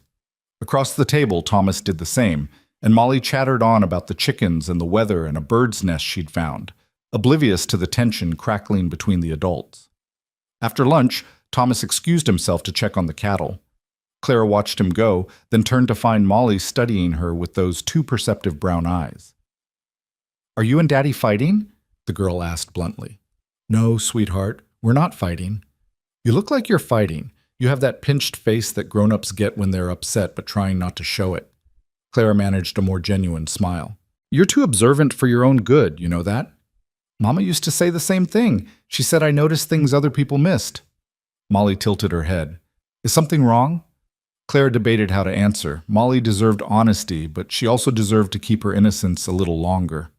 "Your daddy and I found some old papers of your mama's. They brought back some sad memories for him, that's all." "Mama's papers?" Molly's expression grew serious. "What kind of papers?" "Just notes she made about the ranch. Nothing for you to worry about." But Molly was worrying. Clara could see it in the way the girl's shoulders tensed, in the sudden stillness that came over her. "Mama was scared before she died. I was little, but I remember. She kept checking the windows at night, and she wouldn't let me play outside alone anymore. Daddy thought I didn't notice, but I did." Clara's heart clenched. "You never told anyone that?" "Who would I tell? Daddy was so sad after Mama died. I didn't want to make him sadder." Molly looked up at Clara with eyes far older than her years. "Did Mama's papers say why she was scared?" Clara chose her words carefully. "Your mama was very brave. She found out about some bad things some people were doing, and she wanted to make them stop. That's the kind of person she was, someone who stood up for what was right, even when it was hard. And the bad people hurt her for it." It wasn't a question. Molly said it with flat certainty, as if confirming something she'd always suspected but never dared speak aloud. "We don't know that for sure," Clara said, though the words felt like lies. "But your daddy and I are going to find out the truth. I promise you that." Molly was quiet for a long moment, processing this. Then she reached out and took Clara's hand, squeezing it tight. "Don't let them hurt you too, or Daddy. I can't lose anyone else." The simple plea broke something in Clara's chest. She pulled Molly into a hug, holding her close, feeling the fragile weight of this child, who'd already lost too much. "We'll be careful," she whispered into Molly's hair. "We'll be so careful." But even as she said it, Clara knew careful might not be enough. They'd stumbled onto something bigger than a simple land dispute. They'd uncovered a conspiracy that reached into the highest levels of local power, that had already claimed at least one life and ruined countless others. And now they had a choice: stay silent and safe, or speak truth and risk everything. That evening, after Molly had gone to bed, Clara and Thomas sat on the porch again, the portfolio between them. They'd spent the afternoon reviewing every document, trying to understand the full scope of what Elizabeth had uncovered. "There are at least 12 families affected," Thomas said quietly. 12 properties stolen through forged documents, manufactured debts, or fraudulent legal claims. And those are just the ones Beth found. There could be more. "We need allies," Clara said. "People who've been hurt by this, who might be willing to stand with us. Power in numbers." "Most of them don't know they've been robbed. The documents are complex enough that by the time they realize what happened, it's too late. They've already lost everything." Thomas's jaw clenched. That was the genius of it. Make it look legal. make it seem like their own fault for not reading the fine print or understanding what they were signing. There has to be someone we can trust, a lawyer who isn't compromised, a lawman from outside the area, someone. The nearest federal marshal is 3 days' ride from here, and we'd need to get to him without Garrett or Webb finding out. The moment they suspect we know something, we become targets. Thomas looked at Clara, his expression grave. Maybe you should leave. Take Molly and head east, somewhere these people can't reach you. I'll handle this alone. No. Clara's voice was firm. I'm not running anymore. I've spent 2 years running from something I didn't do, letting powerful men define who I am and what my life is worth. This is my fight as much as yours. They stole my family's land. They sent me to prison. They took years of my life. She met his eyes. I'm staying. We do this together. Thomas studied her face for a long moment, and something shifted in his expression, respect perhaps, or recognition of a kindred stubborn streak. Together then, but we need to be smart about this. We document everything. We make multiple copies of all this evidence and hide them in different places. We identify who we can trust, really trust, and we approach them carefully. We build our case until it's ironclad, until even corrupt officials can't ignore it. Clara paused. And we prepare for the possibility that we might lose, that we might have to run. I'm not leaving my land. Even if staying means dying for it, even if it means putting Molly in danger. The question hung heavy between them. Thomas closed his eyes, pain etched across his features. When he opened them again, the fire had dimmed slightly, replaced by grim pragmatism. We'll prepare for all possibilities, but I won't abandon what Beth died protecting. I owe her that much. Clara nodded slowly. She understood. This wasn't just about land anymore. It was about honoring a woman who'd sacrificed everything to expose the truth. It was about justice for Elizabeth Reed and for all the other victims of Western Valley Holdings' greed. Then we start tomorrow, she said. We make copies, we hide them, and we start figuring out who we can trust. Tomorrow, Thomas agreed. They sat in silence after that, both aware that they'd crossed a line tonight, that by choosing to pursue this, they'd made themselves enemies of powerful men who'd already proven they were willing to kill to protect their interests. But they'd also found something unexpected in each other. Allies, partners in a fight neither could win alone. Clara had spent 2 years believing she had to face the world's cruelty by herself. Thomas had spent 3 years buried in grief, unable to see beyond his own loss. Together, they were something more, something stronger. Clara looked out at the valley, at the land that Elizabeth had loved and Thomas had fought to keep, and that powerful men wanted to steal. Somewhere out there, in the town of Red Hollow, Martin Garrett and Harrison Webb were sleeping peacefully, confident in their power, certain they'd gotten away with everything. They had no idea that a convicted thief and a grieving widower had just declared war on them, that Elizabeth Reed's carefully hidden documentation was about to become the weapon that could destroy everything they'd built. The fight ahead would be brutal. Clara had no illusions about that. But for the first time in years, she felt something other than despair. She felt ready. The next morning arrived with deceptive normalcy. Clara rose before dawn as usual, started the coffee, began breakfast preparations. Her hands went through familiar motions while her mind raced with plans and contingencies. Thomas came down earlier than normal, shadows under his eyes, suggesting he'd slept as poorly as she had. I'm going into town, he said without preamble. Henderson at the general store. He's an honest man. Doesn't involve himself in town politics. I'm going to feel him out, see what he knows about Western Valley Holdings. Clara's stomach tightened with anxiety. Is that wise? Going into town so soon after finding all this? We need information. We need to understand who's involved and who might be willing to help. Thomas poured himself coffee, his movements controlled but tense. Besides, if I suddenly stop my normal routines, that's more suspicious than continuing as usual. He was right, but Clara couldn't shake the feeling of impending danger. Be careful what you say. If Henderson's connected to any of this, he's not. I've known him 15 years. He's a good man. Thomas met her eyes. But I'll be careful, I promise. After he left, Clara threw herself into work with manic energy. She cleaned rooms that were already clean, reorganized cupboards that didn't need organizing, anything to keep her hands busy and her mind from spinning out worst-case scenarios. Molly watched her with quiet concern, but didn't ask questions, seeming to sense that the adults were dealing with something beyond her understanding. It was mid-afternoon when Clara decided to tackle the root cellar, a cool, dark space beneath the kitchen that stored preserved foods and root vegetables. She'd been down there several times, but never thoroughly organized it. Today seemed as good a time as any to impose order on at least one small corner of the chaos. She was rearranging jars of preserves when she noticed something odd about the back wall. The stones didn't quite line up properly in one section, and when she pressed against them experimentally, she felt movement. Her heart rate picked up as she worked her fingers into the gaps, pulling carefully until several stones came loose, revealing a hollow space behind them. Inside was another oilcloth package. Clara's hand shook as she unwrapped it.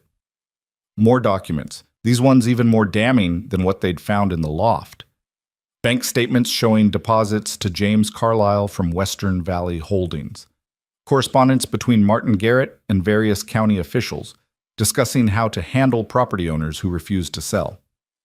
And most damning of all, a letter in Harrison Webb's handwriting detailing a meeting with the woman who'd been asking too many questions and needed to be dealt with permanently. The date on that letter was December 10th, 1884. Elizabeth Reed had died on December 12th. Clara sat back on her heels, the letter trembling in her hands. This was it. This was the proof that Elizabeth's death hadn't been an accident. They'd planned it. They'd murdered her because she'd gotten too close to the truth. She was still sitting there, frozen with horror and rage, when she heard horses approaching the house. Multiple horses, moving fast. Clara scrambled up the cellar stairs, reaching the kitchen just as someone pounded on the front door. "Open up! Sheriff's business!" Clara's blood turned to ice. She shoved the documents into her apron pocket and forced herself to walk calmly to the door.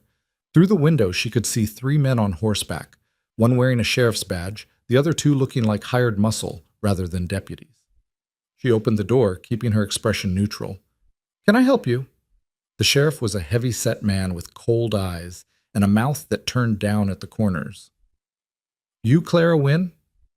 "I am." "Sheriff Porter, I need to ask you some questions about your whereabouts on the night of August 15th. Clara's mind raced. August 15th was 3 days ago. She'd been here at the ranch, had never left the property. "I was here. All evening." "Why?" "There was a fire in town that night. Henderson's general store burned to the ground. Several witnesses reported seeing a woman matching your description in the area shortly before the fire started." Porter's eyes were flat, already convinced of her guilt. "Given your history of criminal activity, I'm placing you under arrest pending investigation." The words hit like a physical blow. This was it. The setup Elizabeth had warned about in her journal. They were manufacturing another crime, another conviction, another way to silence someone who knew too much. "That's impossible," Clara said, fighting to keep her voice steady. "I was here all evening. Mr. Reed can confirm it." "Mr. Reed's not here right now, is he?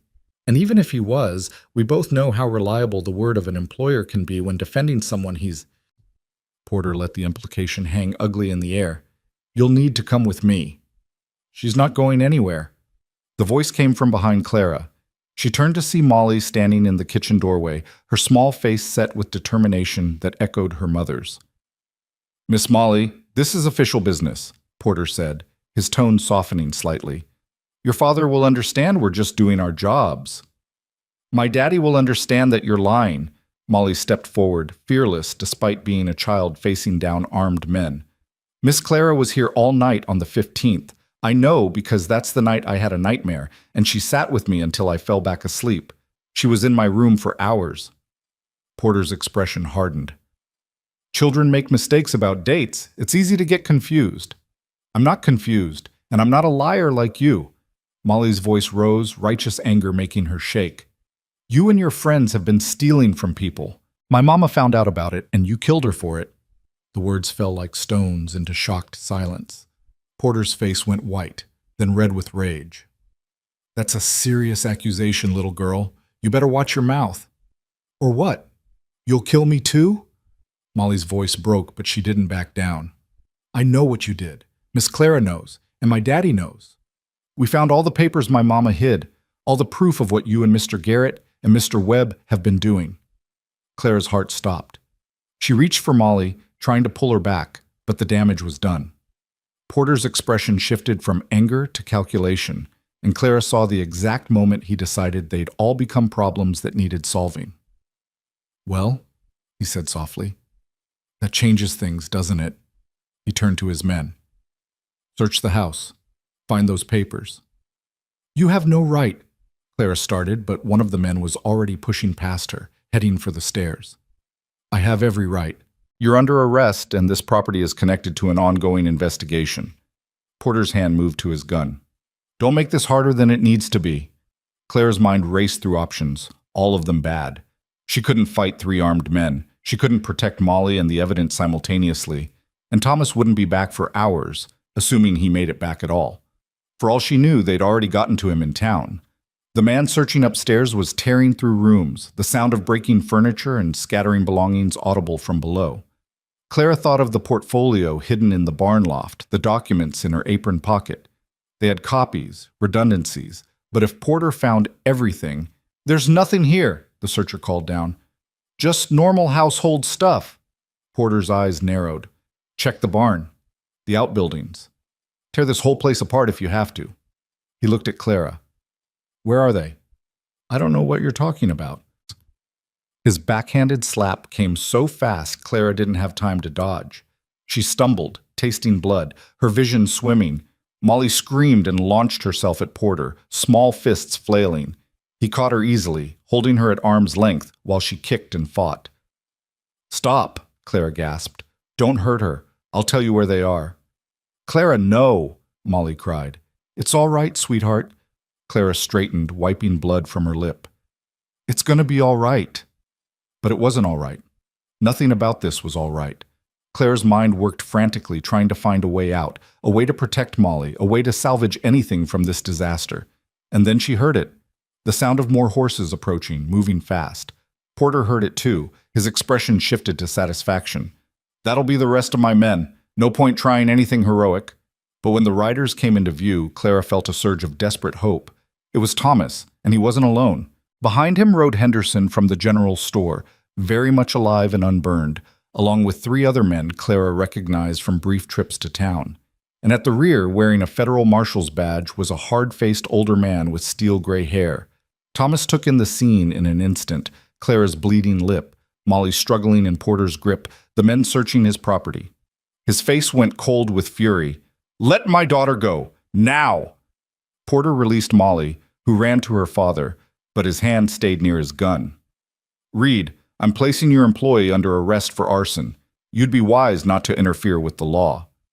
"That's interesting," the federal marshal said, his voice carrying the weight of real authority. "Seeing as how Henderson's store is still standing, hard to arrest someone for burning down a building that's not burned." Porter's face went carefully blank. "I received reports." "You received orders to manufacture a charge and silence a witness." The marshal dismounted, his movements deliberate and controlled. "I'm Marshal William Thorne, and I've been investigating Western Valley Holdings for the past 6 months.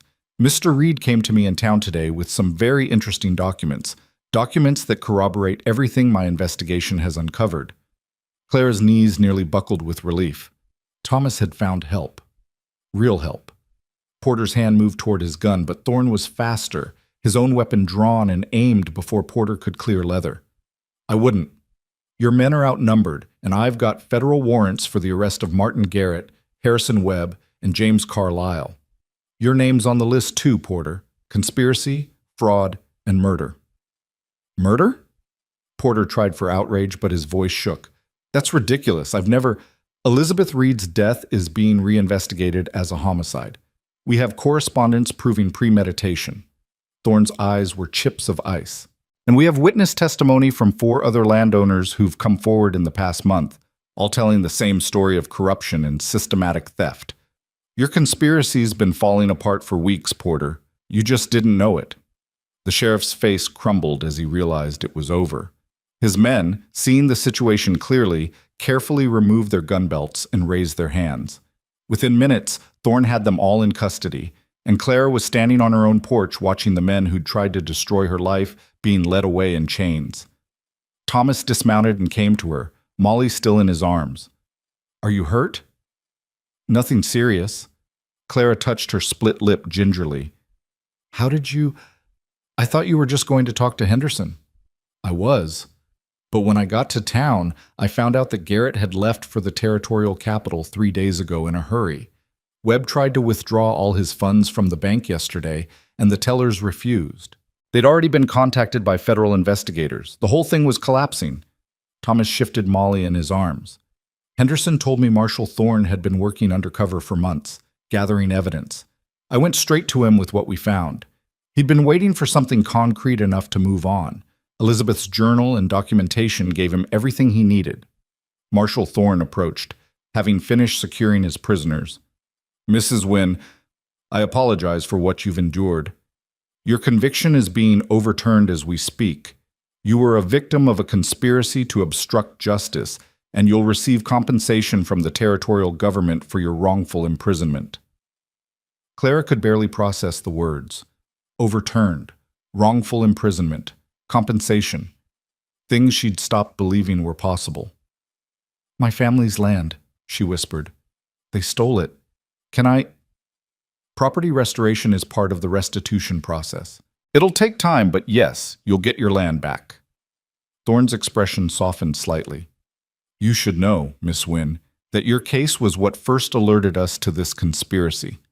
When we started investigating Western Valley Holdings, we noticed a pattern of arrests coinciding with property acquisitions.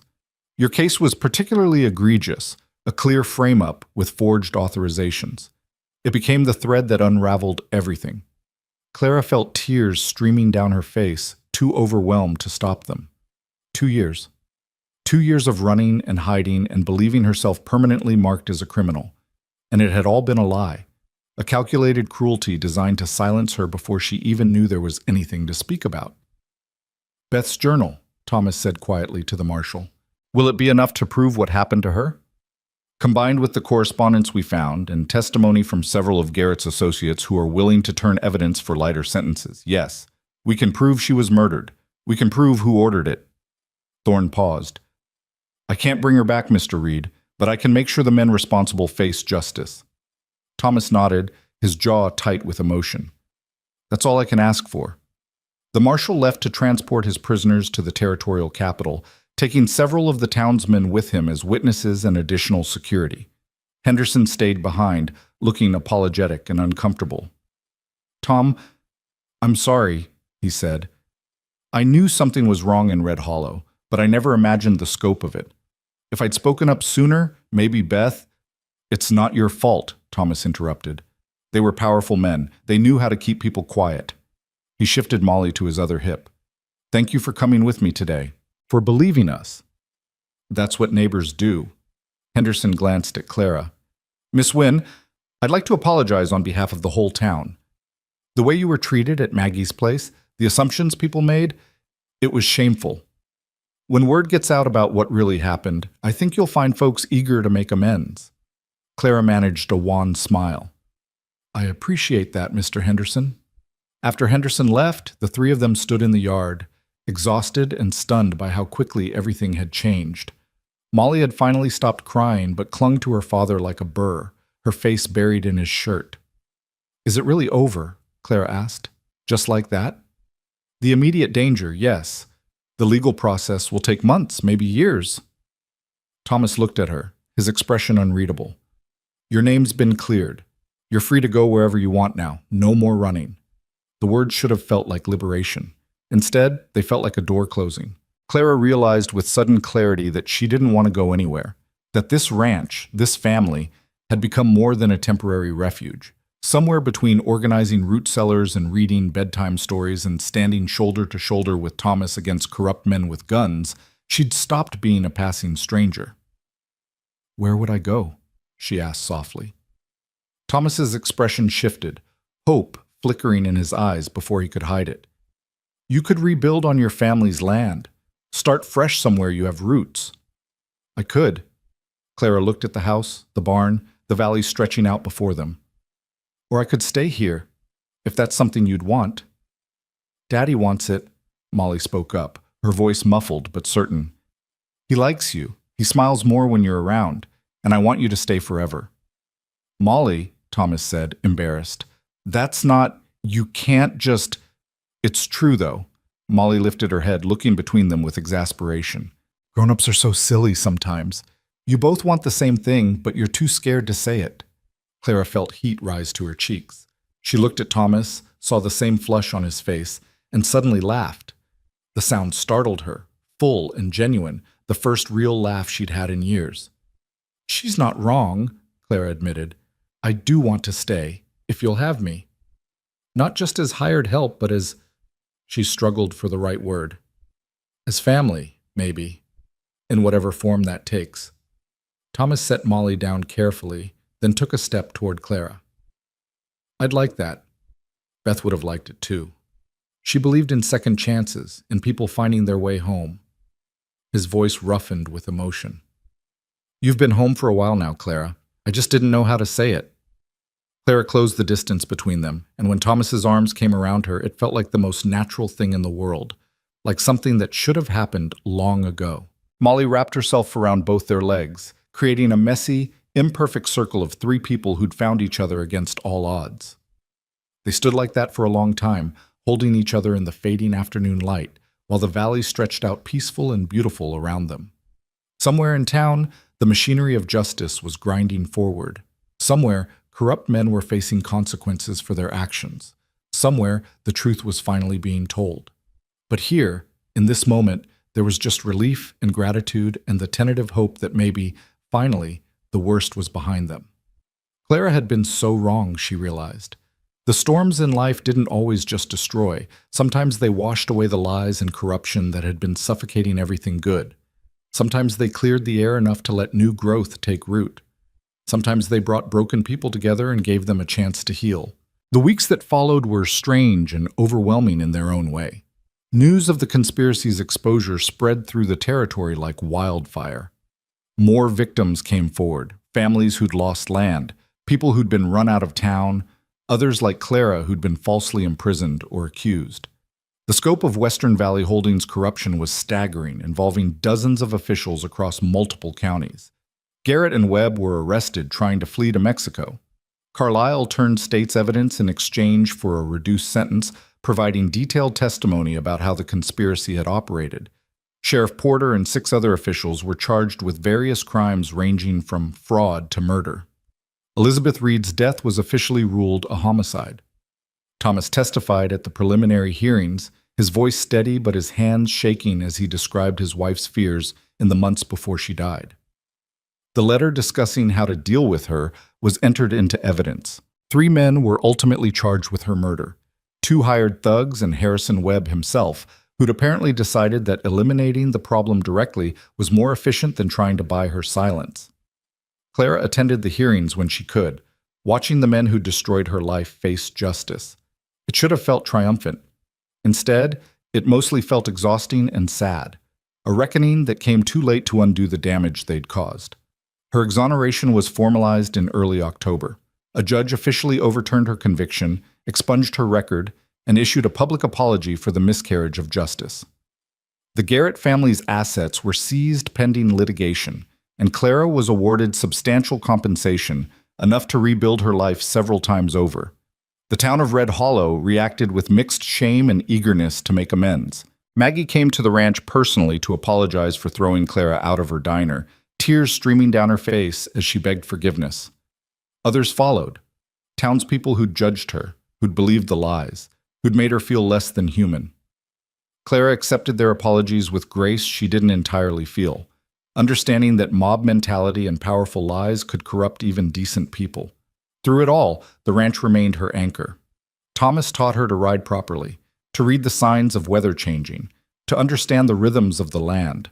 Molly dragged her on adventures through the valley, showing her every secret spot Elizabeth had once shown her. And slowly, carefully, Clara and Thomas built something new between them, not rushing, not trying to replace what he'd lost, but creating space for what they'd both found. One evening in late October, as winter's first hint touched the air, Clara stood in the parlor looking at Elizabeth's rocking chair. It was still there, still untouched, still holding its sacred space. "You could move it if you want," Thomas said from behind her. "Or we could move it together, make this room usable again." Clara turned to look at him. "What do you want to do?" Thomas was quiet for a long moment, thinking. "I think Beth would want this room to be lived in, would want that chair to rock children again, to be part of life rather than a monument to death." He moved to stand beside Clara. "But I don't know if I can do it alone." "You're not alone," Clara said simply. Together they moved the rocking chair to Molly's room, where it would be used and loved rather than preserved in grief. They cleared out the parlor, cleaning and rearranging, slowly transforming it from a shrine into a living space.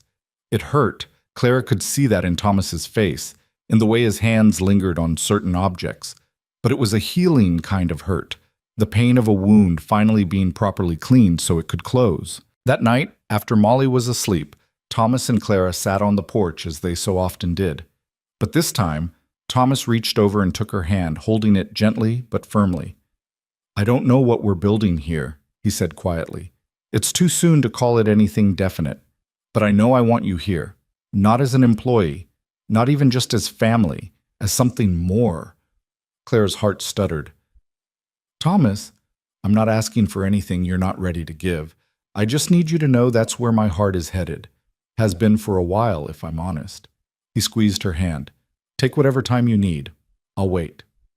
Clara looked at their joined hands, at this good man who'd offered her shelter when she had nothing, who'd believed in her innocence when everyone else saw only a criminal, who'd fought beside her against impossible odds.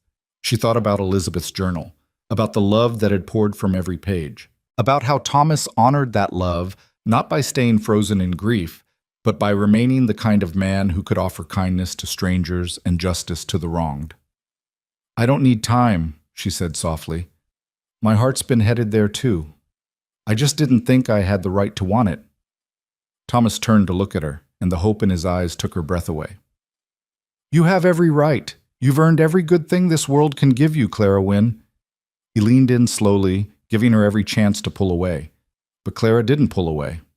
She met him halfway, and when their lips touched, it felt like coming home and setting out on a new journey simultaneously. It was gentle and careful and full of promise. When they pulled apart, both of them were smiling, real smiles, the kind that came from deep places that had been dark too long. "Molly's going to be insufferable," Thomas said, laughing quietly. "She's been planning our wedding since about a week after you arrived." "Smart girl." Clara leaned her head on his shoulder, feeling the steady warmth of him, the solid reality of a future she'd stopped believing was possible. "Takes after her mother." They sat together as the stars came out, making quiet plans and sharing comfortable silences, while inside the house a child slept peacefully, dreaming of the family that had rebuilt itself from loss and lies and unlikely love. The road ahead wouldn't be easy. Legal battles still loomed, community relationships needed mending, and they were still learning how to navigate their feelings for each other. But they would face it together, three people who'd been broken and scattered, finding wholeness in each other. Clara had come to this valley with nothing but a past she couldn't escape. She was staying with a future she'd helped create, built on truth and justice and the stubborn belief that people deserve second chances. Some people pass through places, leaving barely a trace. Others become the foundation upon which new stories are built, the steady ground where healing can finally take root. Clara Wynne had stopped passing through. She was home. Winter came to the valley with unexpected gentleness that year, the snow falling soft and steady rather than in the violent storms that usually marked the season. Clara stood at the kitchen window on a December morning, watching the white world transform everything familiar into something new and clean, and thought about how much had changed in the 4 months since Marshal Thorne had ridden away with his prisoners. The trials had concluded 2 weeks earlier. Martin Garrett and Harrison Webb were sentenced to 20 years in territorial prison for fraud, conspiracy, and accessory to murder. The two men who'd actually killed Elizabeth Reed were sentenced to hang, their executions scheduled for spring. James Carlisle received 10 years for his role in the conspiracy, his legal career destroyed beyond any hope of redemption. Sheriff Porter got 15 years, and 6 other officials received varying sentences based on their involvement. Clara had attended the final day of sentencing, sitting in the crowded courtroom beside Thomas and Molly. When the judge read the verdicts, she'd expected to feel triumph or satisfaction. Instead, she'd felt only a deep, weary relief. Justice had been served, but it couldn't erase the years she'd lost or bring Elizabeth back or undo the damage done to dozens of families across the territory. What it could do was draw a line. This chapter was closed. What came next was up to them. The compensation she'd received had been substantial, $10,000 for wrongful imprisonment, plus the restoration of her family's land in Silver Springs. The property was worth another $8,000 at current market rates. Clara had never imagined possessing such wealth. For weeks after the bank draft arrived, she'd simply stared at it, unable to fully comprehend what it meant. Thomas had been characteristically practical. "It's your money, Clara. You use it however you see fit. No one can tell you what to do with it." But that was the problem. Clara had no idea what she wanted to do. She'd spent so long just surviving that the prospect of actually building a life felt overwhelming. The only thing she knew with certainty was that she wanted to build it here, with Thomas and Molly, in this valley that had become home. The answer came to her one evening in late November, when Molly had been struggling over a book that was slightly too advanced for her reading level. The girl's frustration had been palpable, and Clara had sat with her for over an hour, patiently working through the difficult passages. "I wish there was a school closer," Molly had said wistfully. "Miss Peters in town is nice, but it's so far to ride every day, and she has too many students to help everyone who needs it." Thomas had looked up from the harness he was mending. "There used to be a school in the valley, years back, but the teacher left and no one ever replaced her. Most folks teach their children at home if they can read themselves. If they can't," he'd shrugged helplessly. That night, Clara couldn't sleep. She kept thinking about Molly's words, about all the children in the valley and surrounding areas who had limited access to education, about how knowledge had been her salvation, reading and writing had given her options, had made her valuable as a governess, had allowed her to document her own story when the legal system failed her. By morning, she knew what she wanted to do. "I want to open a school," she told Thomas over breakfast. "A real school, free for any child who wants to attend. I could convert part of the barn loft, or we could build a separate structure. I have the money now. I could pay a fair wage to anyone who wants to help teach, buy proper books and supplies."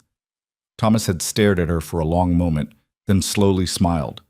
One of those rare, full smiles that transformed his entire face.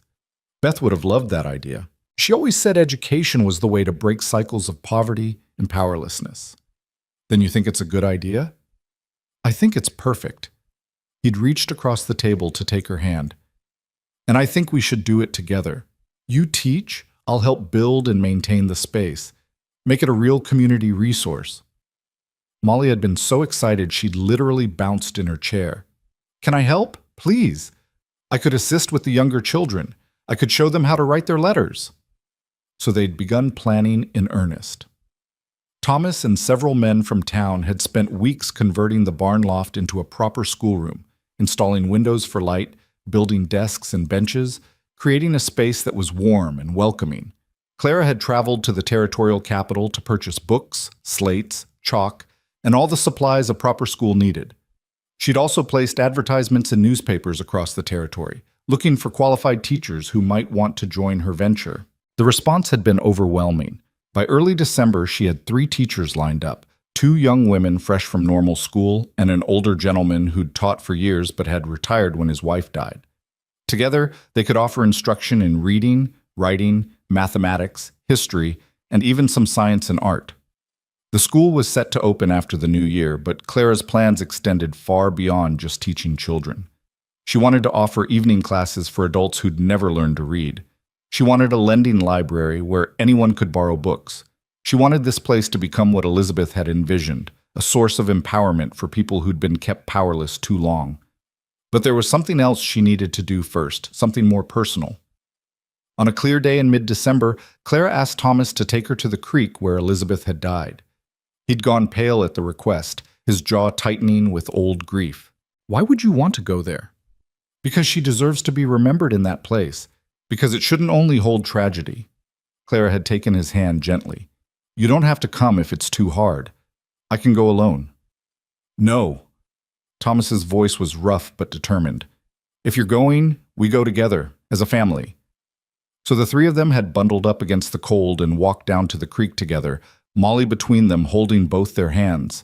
The water ran dark and swift, ice forming along the edges, but the current still strong enough to resist freezing completely.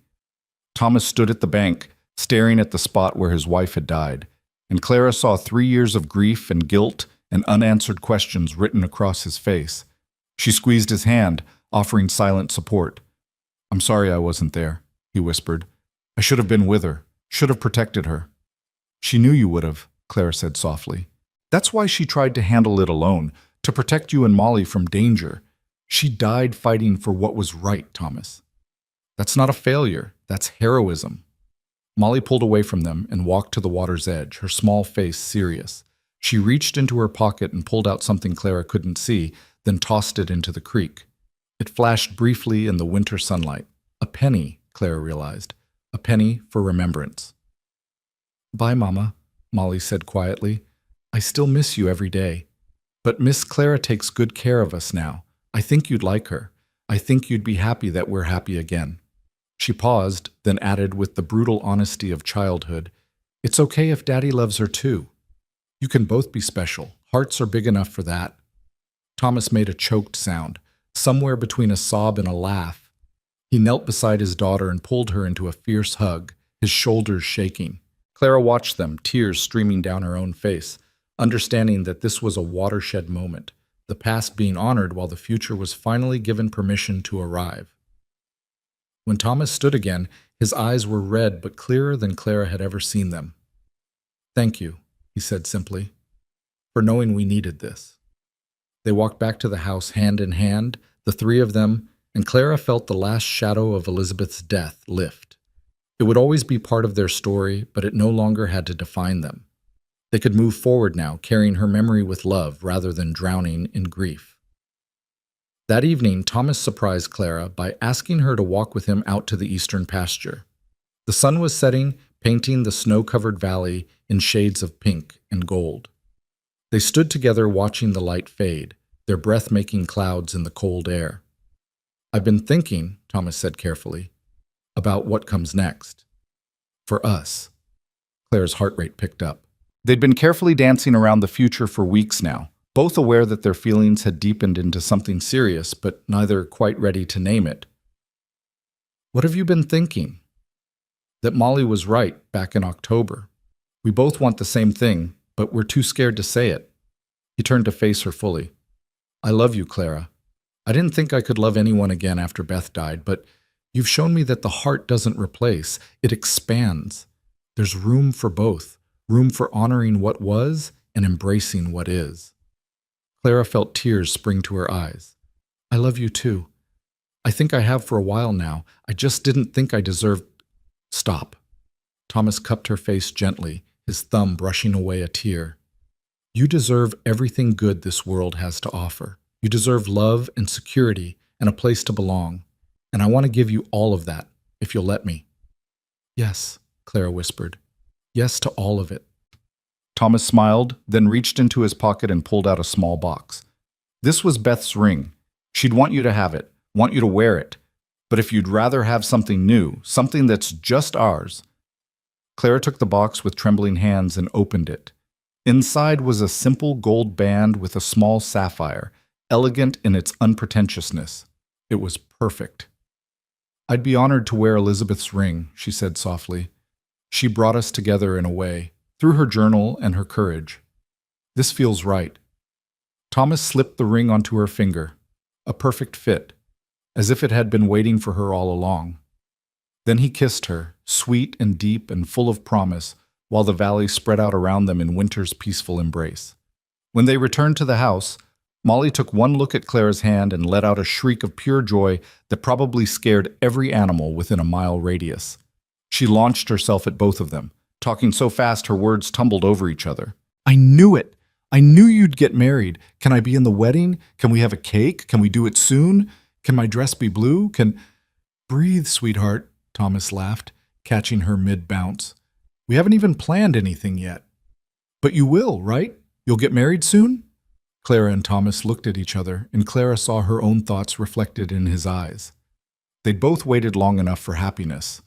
Why wait any longer? How about spring? Clara suggested. After the school opens and settles into routine, maybe in April, when the valley's starting to green up again. April, Thomas agreed. That gives us time to do it right.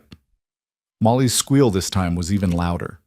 The winter months passed in a blur of preparation and planning. The school opened in early January to an initial enrollment of 23 children ranging from age 5 to 15. More students trickled in over the following weeks as word spread that the education was free and of high quality. By March, they had 40 students and a waiting list. Clara threw herself into teaching with a passion she hadn't known she possessed. These children, many from families that had been victims of Western Valley Holdings corruption, deserved every opportunity to build better futures. She worked tirelessly to reach each one, to understand their individual needs and learning styles, to make education accessible and exciting. The evening adult classes were equally successful, with parents and grandparents coming to learn the skills they'd been denied in their own youth.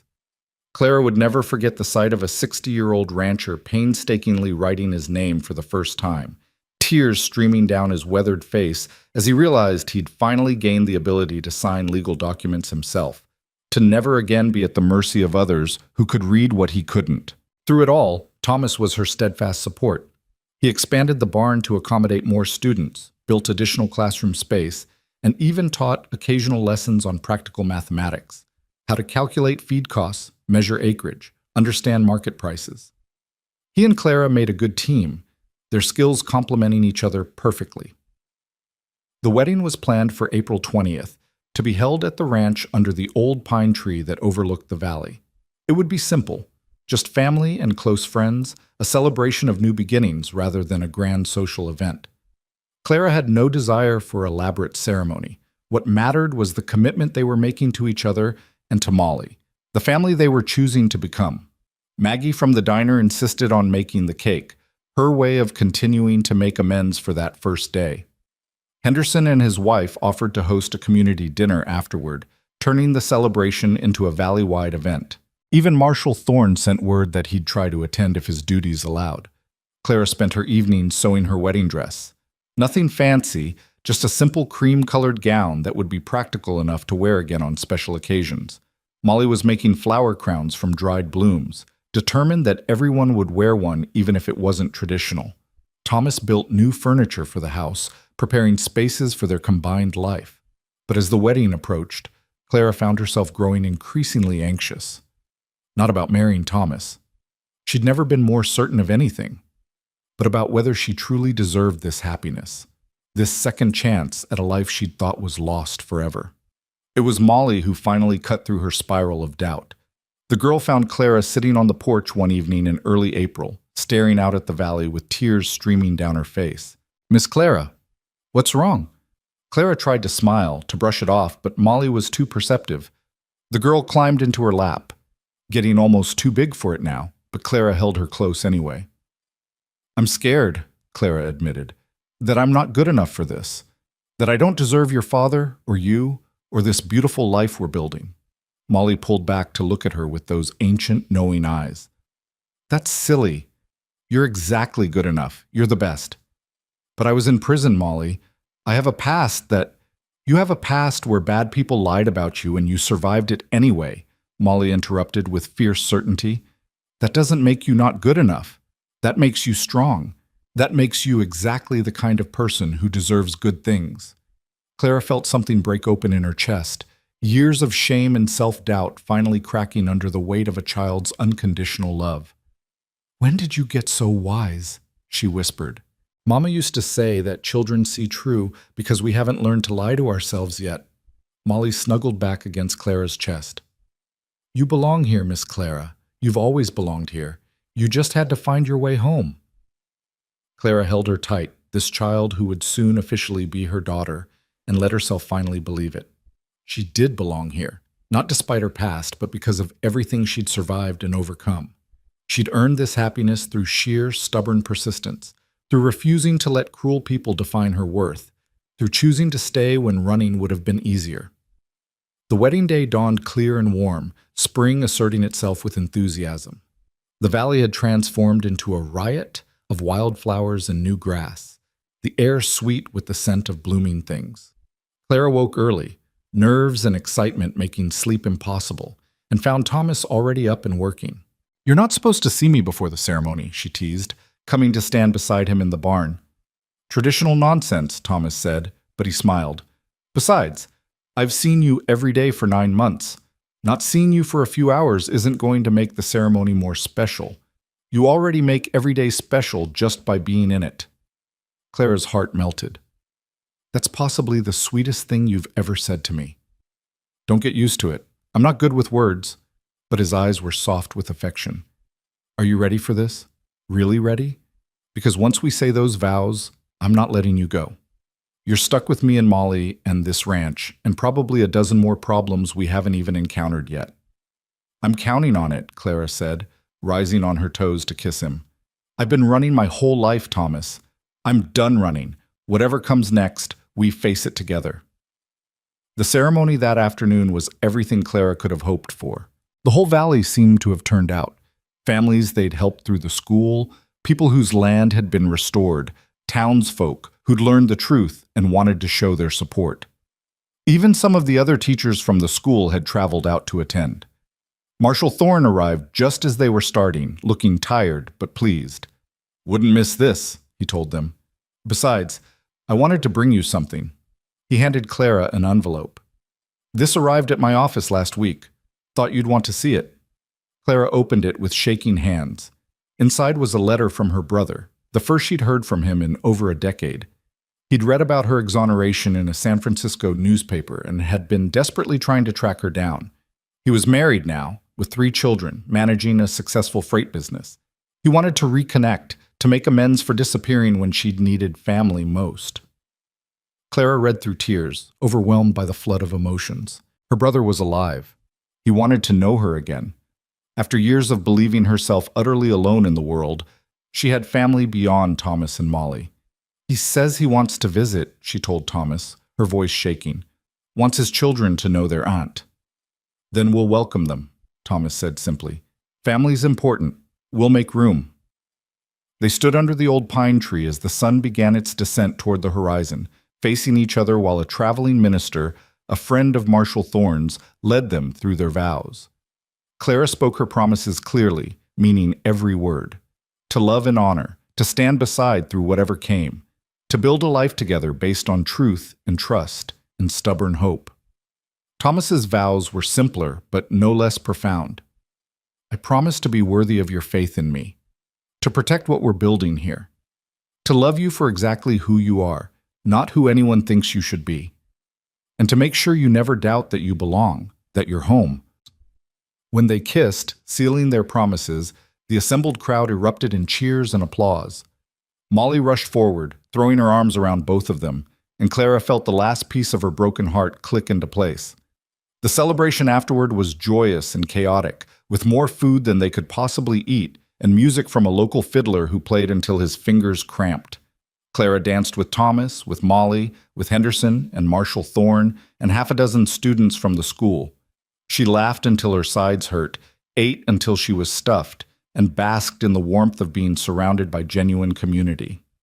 As the evening wore down and guests began to depart, Clara found herself standing with Thomas at the edge of the gathering, watching Molly play with other children in the last light of day. "Did you ever imagine this?" Thomas asked quietly. "When you showed up here last summer, starving and desperate, did you think it could lead to this?" Clara thought about that woman who'd been turned away from the diner, who'd followed a strange child home because she had nothing left to lose. That woman had been so certain that happiness was for other people, that she was permanently broken by what she'd endured. "No," she admitted, "I couldn't have imagined any of this, but I'm so grateful I stayed long enough to find out what was possible." Thomas pulled her close, and they stood together watching their daughter, because Molly was Clara's daughter now, legally and completely, laugh and play in the twilight. Around them, the valley stretched out in peaceful beauty, transformed by spring but eternal in its strength.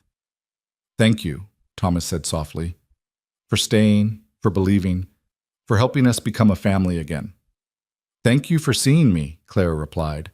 "Not my past or my mistakes or the lies people told about me. Just me. They stood in comfortable silence as darkness fell and the stars emerged one by one. Eventually, they would go inside to their home, expanded now to accommodate their growing family. Tomorrow, Clara would return to teaching and Thomas to ranching, and they'd continue building the life they'd chosen. There would be challenges ahead, inevitable difficulties that came with any life fully lived. But tonight, Clara allowed herself to simply exist in this moment of perfect peace. She thought about the pendant Thomas had given her last month, engraved with words that captured her entire journey, not passing through anymore. She'd arrived in Red Hollow as a ghost of her former self, convinced that permanent belonging was impossible for someone with her history. She'd been so wrong. Belonging wasn't about having a perfect past or an unblemished reputation. It was about finding people who saw your truth and chose to stand with you anyway. It was about building something worth staying for, worth fighting for, worth calling home. Clara Wynne Reed, and oh, how she loved having that full name now, had finally stopped running. She'd put down roots in unlikely soil and somehow, impossibly, had grown into something beautiful.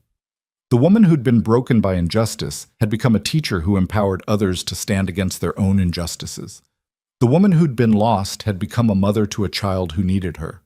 The woman who'd been alone had become a wife to a man who'd been alone too. And together they'd found that healing was possible when you had someone to share the burden. Some people pass through places, leaving barely a trace. Others become the foundation upon which entire communities are built. Clara had become the latter, not through any grand design, but through small acts of courage repeated daily. Through choosing to stay when leaving would have been easier. Through choosing to trust when suspicion would have been safer. Through choosing to love when loss seemed inevitable. The school would continue to grow, eventually expanding to include a proper lending library and hosting lectures from traveling scholars.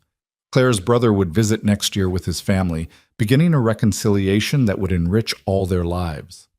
Molly would grow up strong and educated, eventually becoming a teacher herself, carrying forward the legacy her mothers, both of them, had begun. The valley would thrive as the stolen land was returned and honest governance replaced corruption. But all of that was future. Tonight, Clara simply stood with her husband and watched their daughter play under emerging stars, feeling the weight of belonging settle warm and permanent in her chest. She was home. Finally, impossibly, completely home. And she was never passing through again.